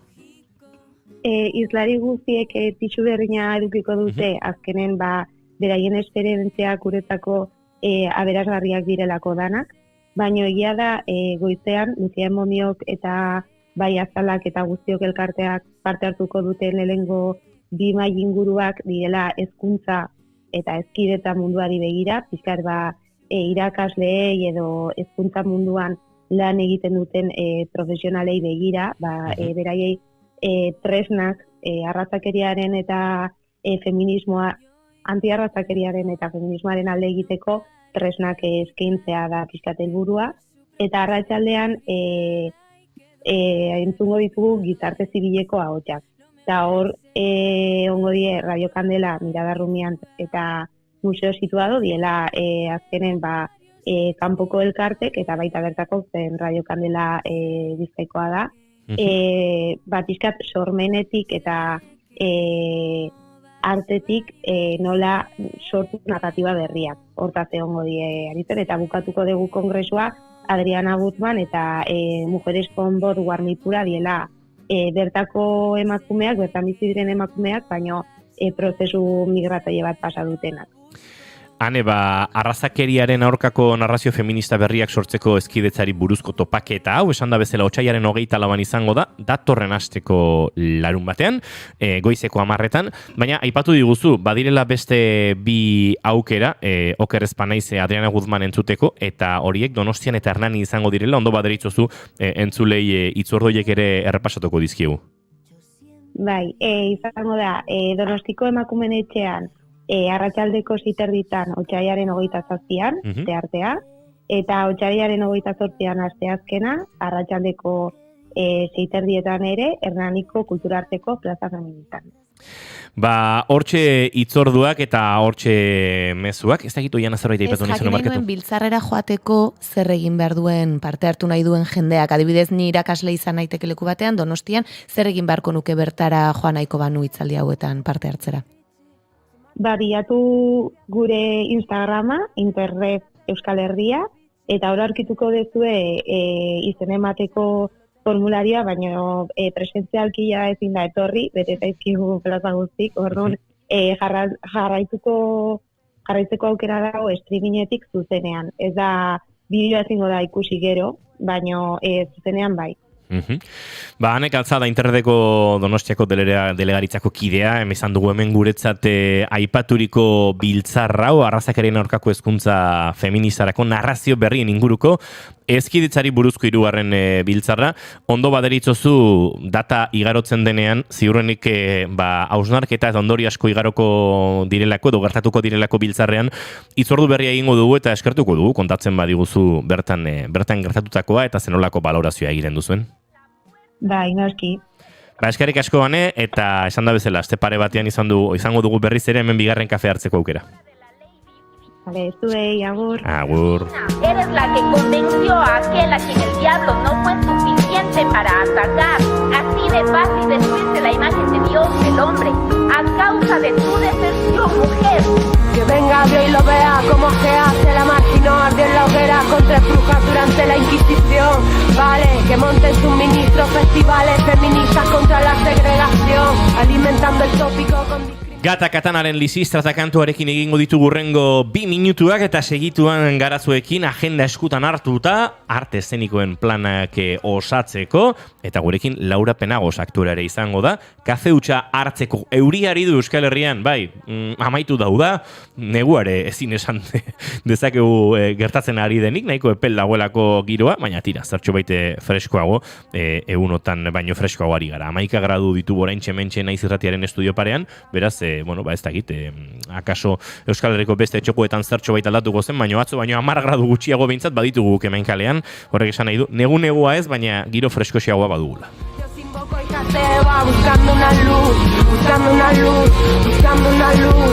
Yo invoco el Jateba, buscando una luz, buscando una luz, buscando una luz. Yo invoco el Jateba. Desde que Prometeo les mostró el truco del fuego, sometieron nuestro ego desde Atenas a Estambul. Tú y cuantos como tú contra estas dos titanides. Corre ve y dile a aquel que no vamos a ser tan dóciles. Imbéciles se creen que son la élite, caerán por su propio peso cuando rescate a Eurídice. Lapídame, humíllame, si quieres ponme un burka. Arráncame la voz y el clítoris pa' ser más pulcra. Cóndeme, tápame bien ese escote impuro. No sea que te pervierta o te transporte al lado oscuro.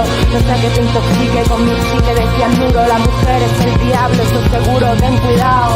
Vengo cayendo ya, encallándome en mi propia guerra civil. Como lo hiciste tratar, sin más que decir que aportar a la causa. Un tributo a mis muchas que luchan. Diciendo que la mujer, si no es prostituta, es tonta. Pero si es que no es ninguna de las dos, lo que sí está seguro es que es mala. Las mujeres no somos ni malévolas, ni malignas, no engendramos el demonio y tampoco somos santas o que nos santificamos cuando llegamos a ser madres. Las mujeres somos mujeres, mujeres, mujeres.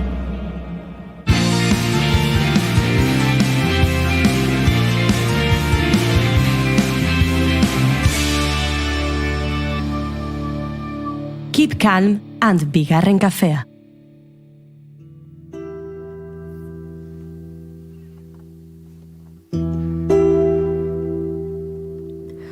Ombra de pina dormant amb sol filtrat de migdia. No hi corre un alè de vent que també s'ensupiria. I de sobte un lleu frisament, una branca s'estremia. Era un ocell que hi venia, era el sospir d'un absent. Goizeko 11:20 eta guk esan da bezala arte eszenikoen agendari heldu behar diogu. Jana Maritorenak enbek ekarri baitizkigu hainbat eta hainbat proposamen gaurko otsailaren 16ko arratsaldetik hasita, Jana. Hoxe, eta emakume ezari ginen eta 3 emakume protagonista dituen Vaginaren bakarrizketak lana ikusi ahal izango dugu Lazkaoko Areria Kulturgunean arratsaldeko 8:00. Esnearen kolorekoa bere biratxoa egiten ari da Euskal Herrian barna eta gaur Getxon izango dira bertako musike barri gunean arratsaldeko 7:30 eta larunbatean berriz Bergarako seminarixoan arratsaldeko 8:00. Tutun platzere, badabil, Jon Plazaola bere bakarrizketa honekin batetik bestera, eta gaur Galdakaoko Torrezabal kulturetxean izango da 8:00. Larun batean berriz, Kastejongo Sarasate kulturgunean ordu berean 8:00, eta igandean, Elgoibarko Aitagirre kulturgunean eguerdiko 12:30.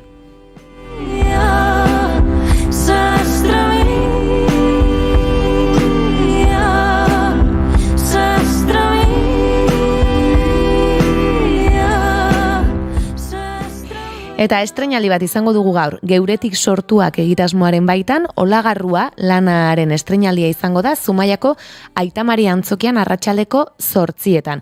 Bertan, Olatz Beobide, Maitane Perez eta Nerea Arriola izango dira aktoreak, eta bere biratxoa ere hasiko dute Geuretik sortuak proiektu hauen bidez, erresidentzia moduko bat egoitza bat egin dute Zumaian, hilabete ezberdinetan, eta herritarrekin eta harremanetan egotea da helburua, gero zuzendaritza bat izan dute Amankai Gaztainaga eta Iraia Eliasekin, eta azken batean denen artean sortzen da lan hau. Eta horrek espazio ezberdinetara eramango ditu, gaur esan bezala Zumaian izango dira, bihar larunbata Berako kulturretxean, eta igandean berriz Uharteko kulturretxean atxaldeko 8:00. Eta lan honek euskaltasunari buruz eta erruari buruz hitz egiten omen du.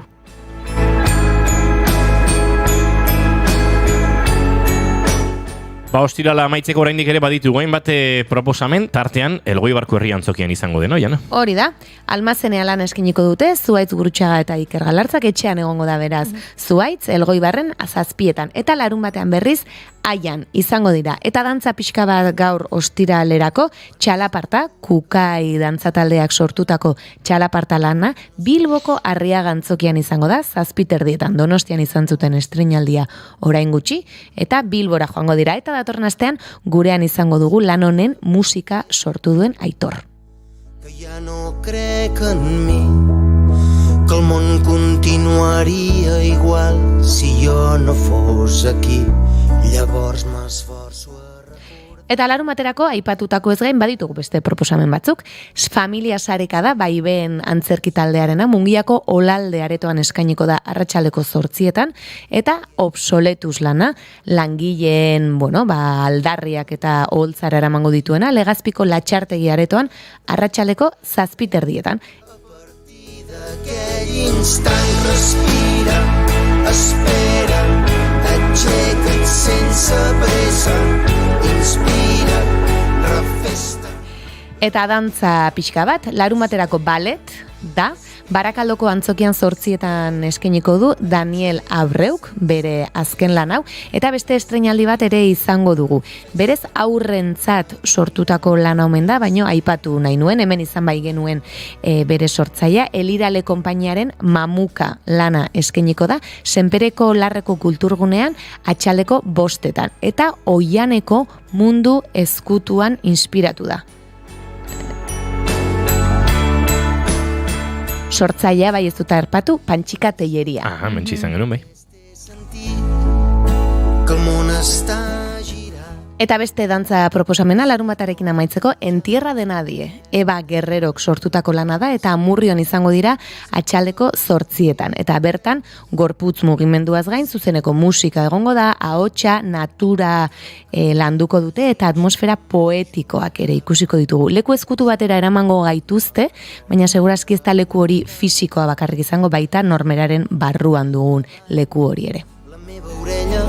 Escoltant la teva veu baixet parlant, dient que guanyar-me el destí només dependria de mi. I vaig prometre prendre el repte a partir d'aquell instant. Respira, espera, aixeca't sense pressa, inspira, refesta, la vida al món t'espera. Horrentxe goratu nahiz Jana, Pantxika Telleria gurean egon zenean, Goiuri ez izarandiak gorputzaldi txarra izan zuela. Benetan, zein naiz akordatzen. Kasualitatea izan zen, bai. Hemen entrevistan ari ginela, bai, pixkat gaizki zebilen bera. Bai? Bai. Baina aspaldikoa da. Benik gogoan, bideo de iez izan zen. Bideo de iez izan zen. Urteak, lau urte dara matzagu bigarren kafea egiten.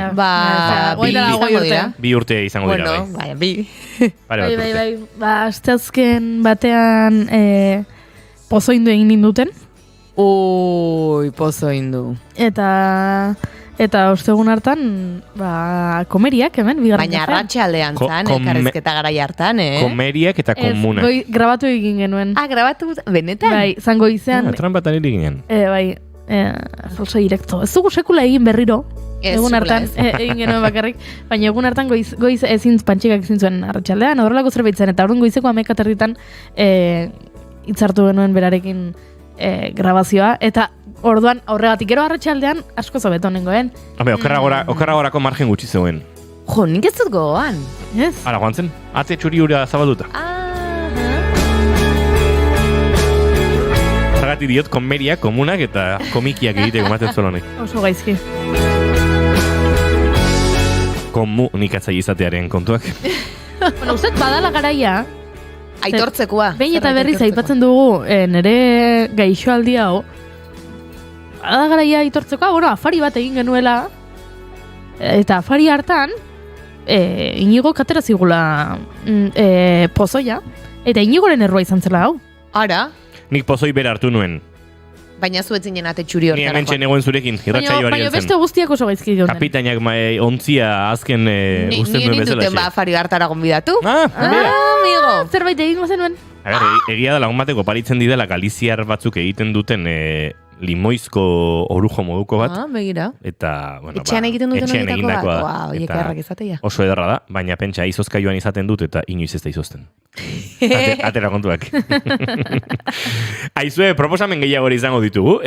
Uste dut larun bateko guztiak utzi ditugula aipatuta. Entierra de Nadia, Murrioko antzokian izango den lan hau arratsaleko 8etan, Eba Guerreroren lana, baina iganderako ere baditugu, hainbat proposamen. Hori da, kanpora sartzen antzezlana eskiniko dute Urnietako Sarobe antzokian atxaleko 7etan, eta no haua, binakako bakarrizketa sortu dute Mirari Martiarena eta Idoia Torregaraik, eta Usurbilgo zutegi aretoan izango dira 6etan. Berriz ere, kritika egingo dute, humoretik, beraiek esaten duten bezala, beta horreko moreak jarrita, orgasmoari buruz arituko dira, emakume eta gizonen arteko arrakalari buruz, maitasun erromantikoari buruz, elkarbizitza, senyorei buruz ere hitz egingo omen dute, ziur gai politiak taularatuko dituztela.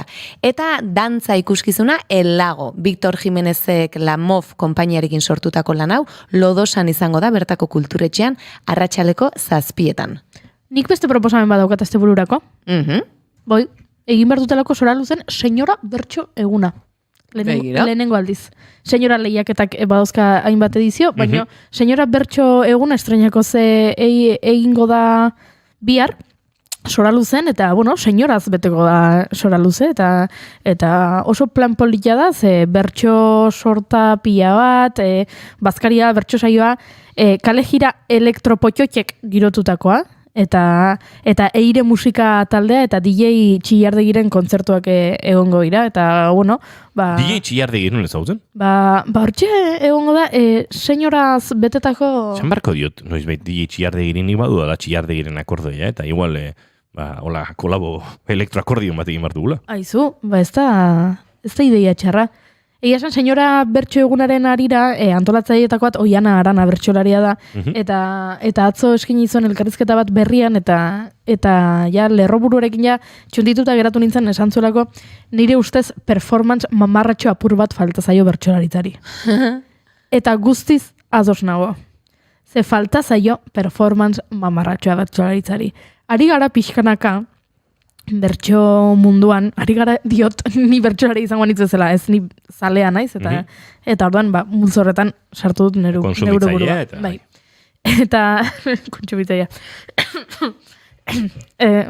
Eta aztu egintzet, esan nahi nuen. Ari garela performance mamarratxoa. Ez. Mamarratxoa oraindik ez.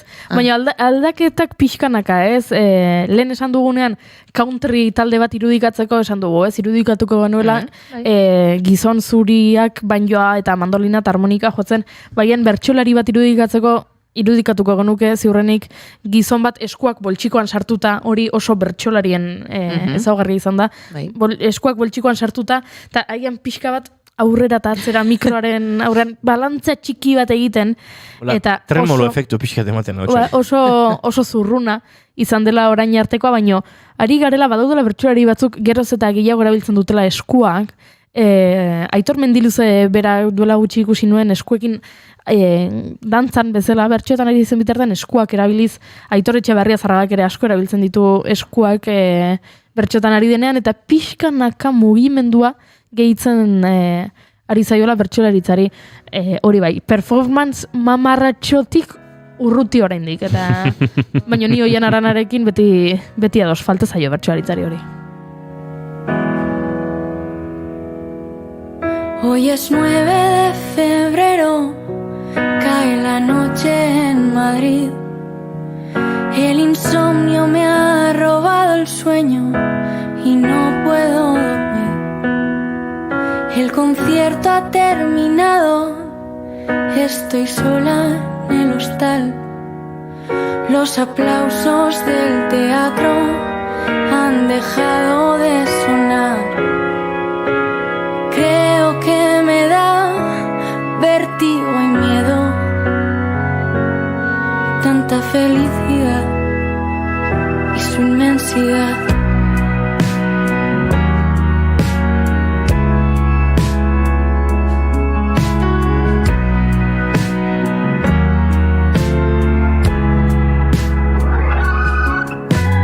Un monstruo se acerca, laberintos sin respuesta, una sombra me persigue, pero no puedo escapar. Y el buzón de voz me llama, creo que me ahogo aquí. No hay nadie al otro lado y no sé cómo salir.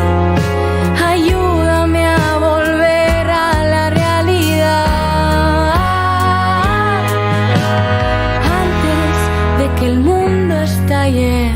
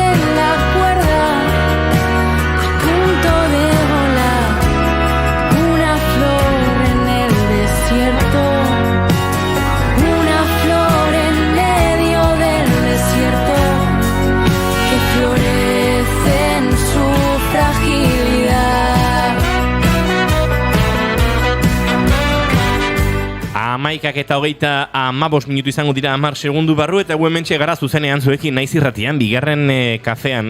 Gai bitxi bat ekarriko dizuegu, ziurrenik eztabaidarako espazio ere zabalduko duena, eta gurekin eztabaidatu nahi baduzue, badakizue, 688-724-4 WhatsAppean, edo zuzenean gure txatean, YouTubeen, Twitterren, Facebooken, eta baita Twitchen ere. Beraz, zaudete hortxe, hementxe Idoiaren 9 de febrero entzuten dugun bitartean.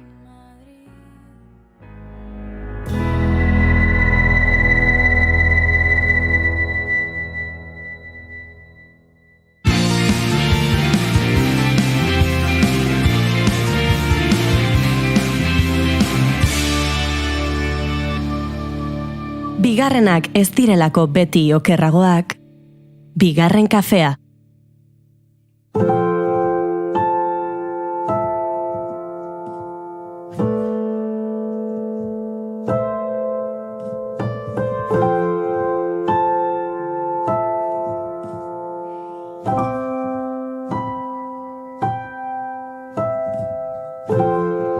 Aulki huts bat dago,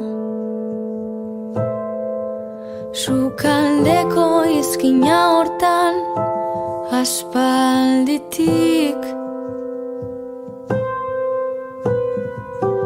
Inork ez du bota nahi, ez da bertan eseri ere.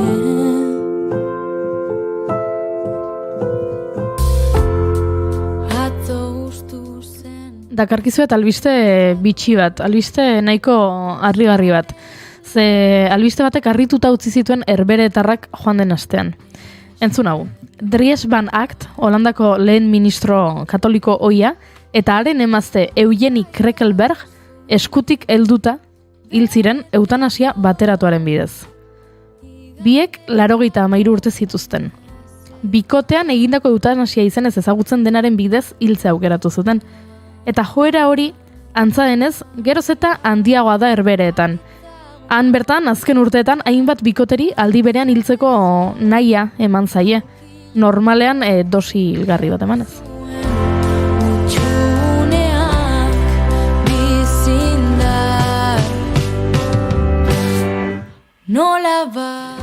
Praktika hori, esan bezala, antza denez, geroz eta handiagoa da herrialdean. Eta orain, Holandako legeak kasu bakoitzaren ebaluazio zehatza jasotzen du. Ezkontidek borondatez jarduten dutela eta inolako eraginik ez dagoela bermatzeko. Ze hasiera baten pentsa dezakezu ez? 83 urte zituzten eta biak elkarrekin hil dira, eskutik eman da, ederra da, irudia polita da. Baina hori oso ondo ziurtatu behar da, ez dela batek hiltzeko gogoa duela eta beste erakartzen duela berarekin, arriskutsua izan daitekelako. Beraz, hori aztertzen ari dira. Eta, ikusi ditut, sareetan hainbat pertsona esanez, pelikuletan eta ezkontzetan esaten dute, ez? Heriotzak bere izen gaituen arte. Eta hau dela, horren... Muga-mugara eramatea. Muga-mugara eramatea. Oso Capuleto Monteskoa ere, bai, oso Romeo Julietianoa pixkat, ez? Bai, oso. Albiste hau nahiko ezustean iritsi zaie, Herberetarrei izan ere, aipatu dugun Dries Van Agt, katolikoa zelako eta zedeako politikaria zelako, eta bere ideologiarekin bat antza denez ez zetorrelako eutanasiaren kontu hau. Baina bere osasuna okertzen ari zen eta 2019an garuneko isuri bat izan ondoren bere erabakiaren aztarna batzuk utzi zituen. Esan zuen eutanasia aukera bat dela, bizitzea eta sufritzea jasanezina bihurtzen bada. Eta emaztearen osasuna ere, aipatu zuen okerrera zijoala eta biak oso gaixo zeuden arren ezin zutela bata bestea gabe bizi.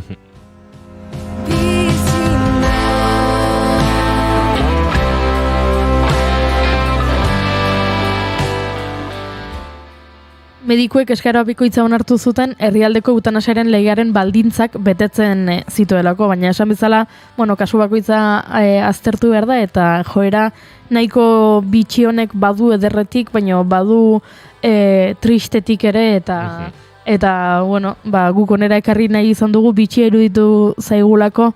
Kasu honetan pentsatzen dugu Dries Van Agt eta Eugenie Kreckelbergek biak 83 urterekin ondo hausnartutako erabakia zela eta euren senideentzat ere izan dela une polita eta agur esateko aukera izan dutela eta aita ama edo aiton amonak elkarrekin joan direla uste dut kutsu polita ere baduela.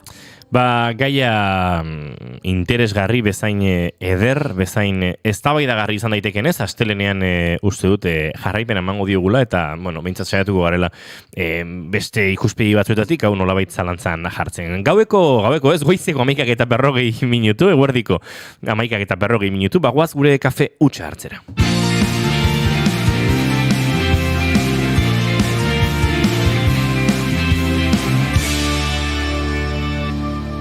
Naiz irratian, bigarren kafea.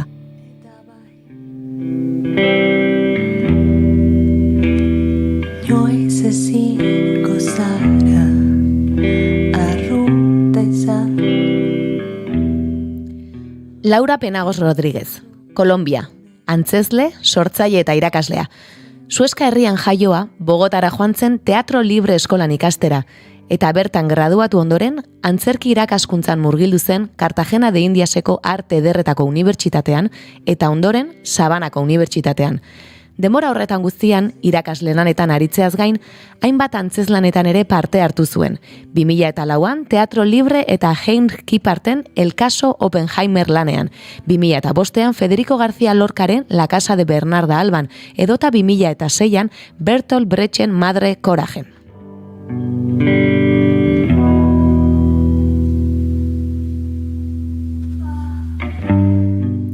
Tarte batez, antzerki alde batera utzi zuen, honen eta bere osasunaren artean aukeratu beharri izan zuenean, eta bere jaioterrira itzuli zen, Suezkara. Bertan lanean aritu zen ostatu batean, eta bizitzak euskaldun batzuk ezagutu, eta 2008an Nafarroara bizitzera etortzera ekarri zuen. Etzen euskararen berri izan zuen lehenaldia. Izan ere, bere aita jesuita eskola batean ikasia zen, eta haiek euskaraz mintzatzen entzuten zituen. Horrez gain, Nafarroako historiari buruz interesa ere bazuen Laurak. Beraz, ona etorri zenean, euskara ikasten hasi zen buru belarri.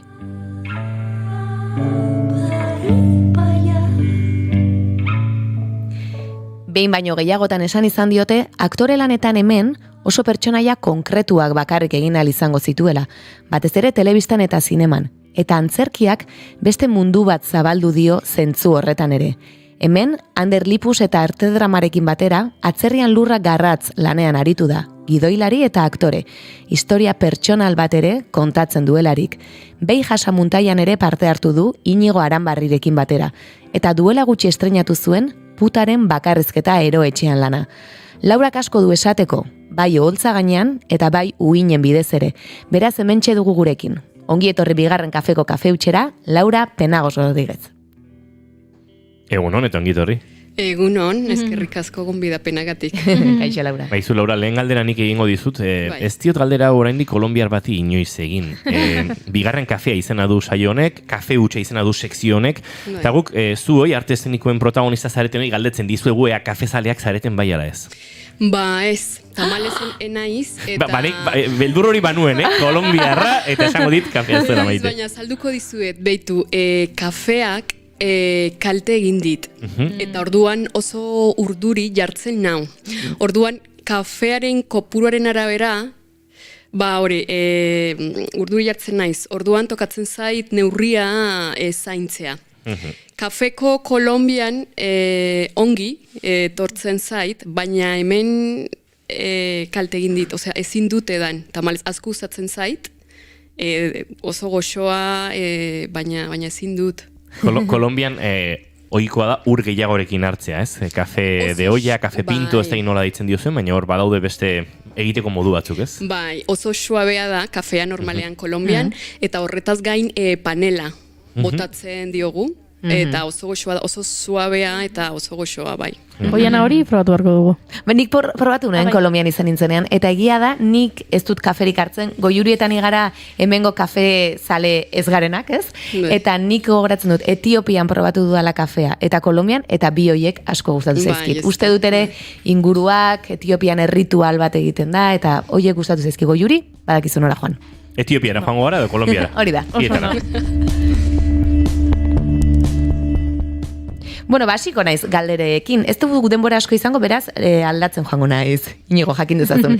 Esan dut, Bogotara joan zinela antzerkia ikastera, jakin nahiko nuke oso argi izan ote zenuen hori zela jarraitu nahi zenuen ibilbidea, antzerkiarena. Bai, txikitan. Bai, beti maite izan dut antzerkia, baina, bueno, gurasoak pixka bat konservadorea direnez, orduan beldurra ematen zidan garaiorreta esateak, ezta? Baina beti oso garrantzitsua izan da antzerkia nire bizitzan, eta gero ja batxilleratu egiten ari nintzenean aitak esan zidan antzerkia ikasteko.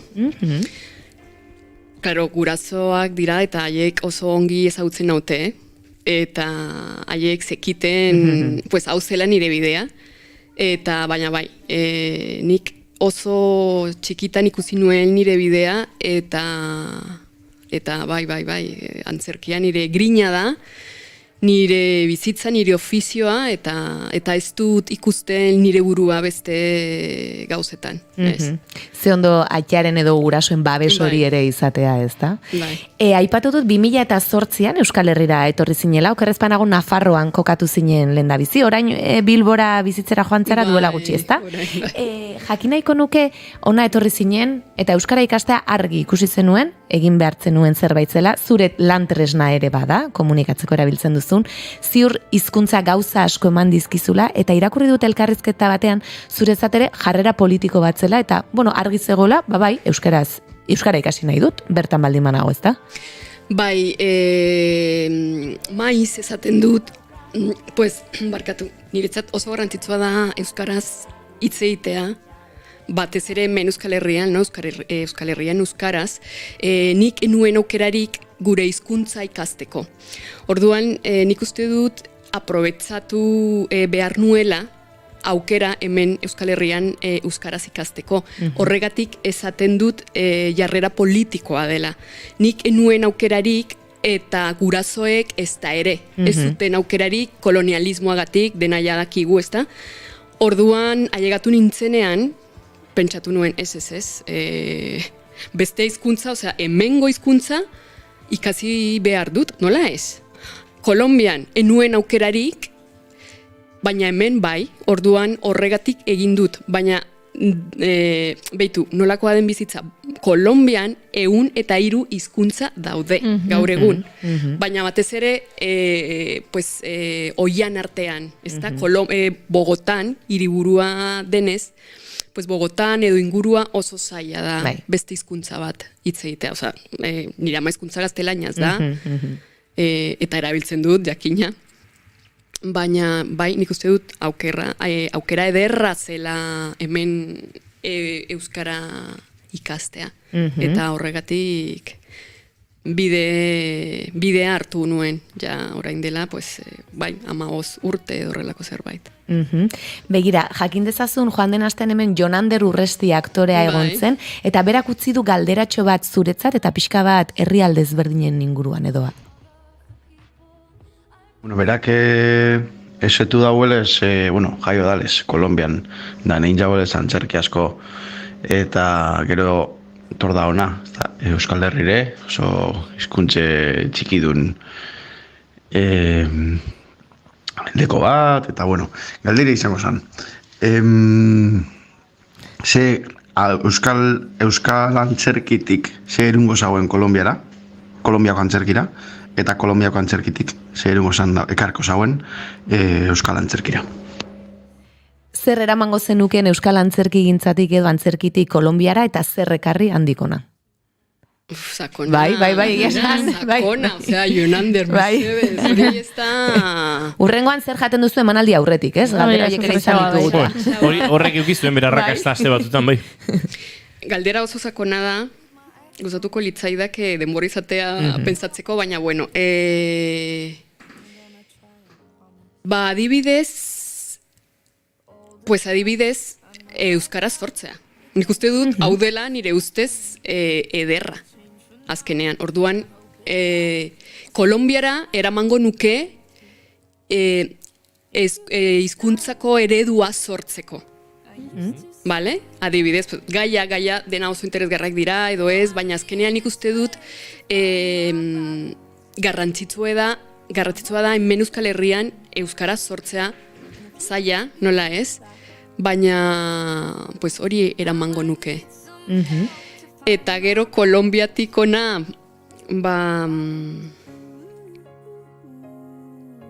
esango nuke gatazka politikoa.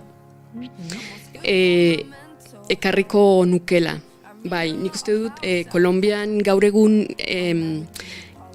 gatazka beti, gatazka oso eztabaidatsua da, ezta? Gatazka politikoa, borroka armatua. Nik uste dut Kolombian gero eta gehiago ireki dugula atea hitz egiteko, beldurri gabe. Eta sentitzen dut hemen Euskal Herrian oraindik muga handia dugula edo duzuela hitz egiteko argita garbi eta nik ulertzen dut. Ez da gaia bat ere erresa, oso konplexua da, oso sakona da, orduan egingo nuke hori bai, aldaketa hori. Ez dakit. Baina bueno, ez que... Bai, oso erantzun. Ze interesgarria. Bai, oso interesgarria izan da. Akaso pentsatu ezkero, erantzun atzen nahi interesgarria izango? Bai. Bapateko badu bere... Bai, xarma hori, ez? Ja, bai.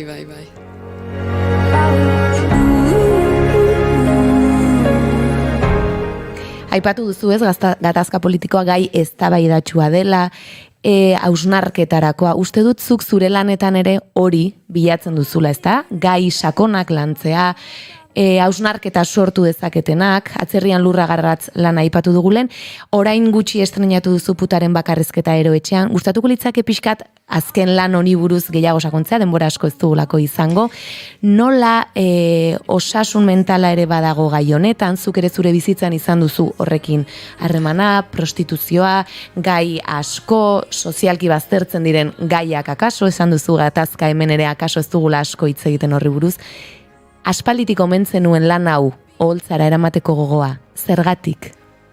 Lehen aipatu dudan bezala, bai putaren bakarrizketa eroetzean antzezlana azteko oso ongi idatzita dago. Gero bai, iruditzen zait gaia oso konplexua dela, gatazkatsua, ez da? Osea, gaixotasun mentala beti nik uste dut maila azpian jartzen ditugula, ez da bat ere erresa, eta gainera azkenean zer da.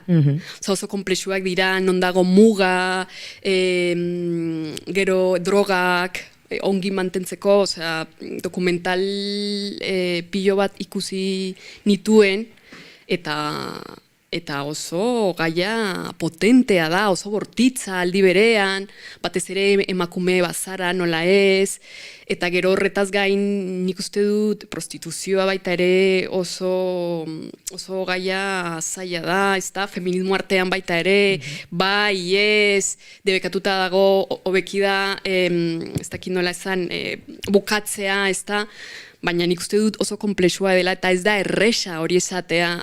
Como bai, hobeki dela ez izatea edo ez izatea sozialki. Horregatik, izan ere nik oraindik ez dakit zer pentsatzen behar dudan, ulertzen antzezlana aurkitu nuen, baina nik ez dakit zein den nire jarrera politikoa zentzu horretan. Oso zaila iruditzen zait, batez ere hori prostituzioari buruz. Ez da, nik uste dut, zalantzerik gabe esplotazioa handia dagoela, gure gorputza oso merkantilizatuta dago, baina beste emakume batzuek aukera, kontzienteki, segurazki, aukeratu dute, ere bai. Orduan oso zaila iruditzen zait, baina, bueno, nik uste dut interesgarria dela, hausnarketa bat egitea, edo sortzea, edo behintzat zailatzea. Eta hau da nire asmoa, osea, mai gainean jartzea, modu batean edo bestean, gainera, bueno, Dario Fo eta Franka, osea, haiek irabazi zute Nobel, saria orduan, claro, tekstua ez da gauza gutxi, ez da, oso ongi idatzita dago, lehen esan bezala, eta horretaz gain, humorea puntu handia du tekstuak. Eta gero eta gehiago konturatzen ari naiz emanaldietan, ezta? Osea, jendeak barre egiten duela eta hori niretzat oso esanguratsua da, berria baita ere nire ibilbidea profesionalean. Eta nolakoa izan da proiektu honen sorkuntza? Ainara Gurrutxaga ere zuzendaritzan okerrezpanago ibili da, hasieran zuzendari gabe hasi zinen, nola izan da lana oholtzara eramatea eta pertsonaia ere gorpuztea? Hasieran elkartu nintzen Elias Martínez de Lezearekin, bera esenografoa da eta artista plastikoa, orduan berak esenografia bat sortu zuen, eta karrikiri dendan, zati txiki bat aurkeztu genuen. Orduan gero garaion zorgingunean, egon ginen baita ere sortzen, eta orduan haiek esan zidaten. Jo, Laura, zuk jarraitu behar duzu, zoragarria da antzezlana, orduan haiek diru laguntza eman zidaten jarraitzeko sortzen. Eta, bueno, Ainararekin hitz egin nuen, zuzentzeko, eta berak baietz esan zidan, Ainara kriston bizipena du, antzelde oso ona da, zuzendaria oso ona, orduan aukera ederra eman dit ez da berak, eta horrela hasi da proiektua sortzen. Esan duzu publikoaren aldetik umorearekin adibez barre egiten dutela, orain arteko emanaldietan zer da jaso duzuena publikoaren gandik? Beitu, azken emanaldia 4 antzerki jaialdian. Aipatu genuen joan den astean izan zen, ez da? 8an okerrezpanago. Antzerki jaialdian aurkeztu genuen Bilbon, zehazki Lazinzorgan kulturgune feministan. Ederra izan da publikoaren erantzuna, ez da, gainera publiko oso hurbil zegoen, orduan intimitate handiagoa, personaiarekin sortzeko edo bere historia ezagutzeko. eta bai, emanaldi ederra atera zitzaigun, bai, zalantzari gabe oso polita, eta umore punto horrek harritzen nau gaur egun, zintzotasunez, bitzia da, asko usatzen zait, ez da horregatik berria da nire ibilbidean, zebetipiz drama, baina eskertzen da, antzeslana gogorra da, puntu batean edo bestean. Orduan, publiko barrea, pues, publiko barreak ematen dit lasaitasuna zentzurretan, ez como, bueno, bai, sartzen ari da, baina modu honean, ez da, umore bidez gauza haundiak ezan ditzakegu baita ere. Orduan, bai, pospozik nago bakarrizketarekin uste dut oso ederra dela, bai. Ez galetu nahi nizunea denbora gehiago genuen, Inigo Horixe zen galdera. Minutu eta 40 segundu ditugu, azken galdera eskar baterako ematen digu. Ez dakit emango didan honen erantzunaren zat. Behar, jakinda, Laura, erantzunak laburra beharko duela izan. Edo bigarren kafe batera gonbidatuko du Laura, eta gordeko dugu galdera. Eta ekarriko dugu ona lapikoa, eta kafe kolombiarra ekarriko dugu. Kaso hori izango da bidea. Goixo iteko. Eta panela. Eta panela hemen ez dago, ez nik etxean badu, baina hemen ez. Laura Penagos, plazer bat izan da gaur guztu gurekin izatea, azkenean, orduarekin atzeratu eta pixka bat justibili gara, baina eukiko dugu aukera bigarren kafe hori ere hartzeko etorkizunean. Zerbait esan nahi duzu? Ba, ez dakit, denbora gutxi, baina gustatuko litzaidake modu azkarrean ezatea urrengo emanaldia. Data, hori galetu behar nizun bai. Zumaiaren Zumaian, zazpian, egongo gara, gero markinan, martzuaren 9, eta Ulestin egongo gara aprilaren 2, momentuz. Osondo. Ederki hortxe itzorduak eta gurekin urrengo itzordua nahi duzunean, kafe hori prestatuko dugu eta hartuko dugu. Laura Penagos, mila esker. Zuei, mila esker. Oiana Maritorenak enbe datorren osteguner arte? Ostiralera arte, baina bai. Ostiralera arte, barkatu. Naiz eta nien naizen hemen egongo, baina tira. Goiuri ez eizarandia, astelener arte. Astelener arte. Eta entzule ezuk plazar baduzu, gu astelenean goizeko 10:05 hemen izango gara, naiz irratian bigarren kafean orain, informazioaren zat txanda. Ondo izan eta astelener arte, asteburu ona pasa!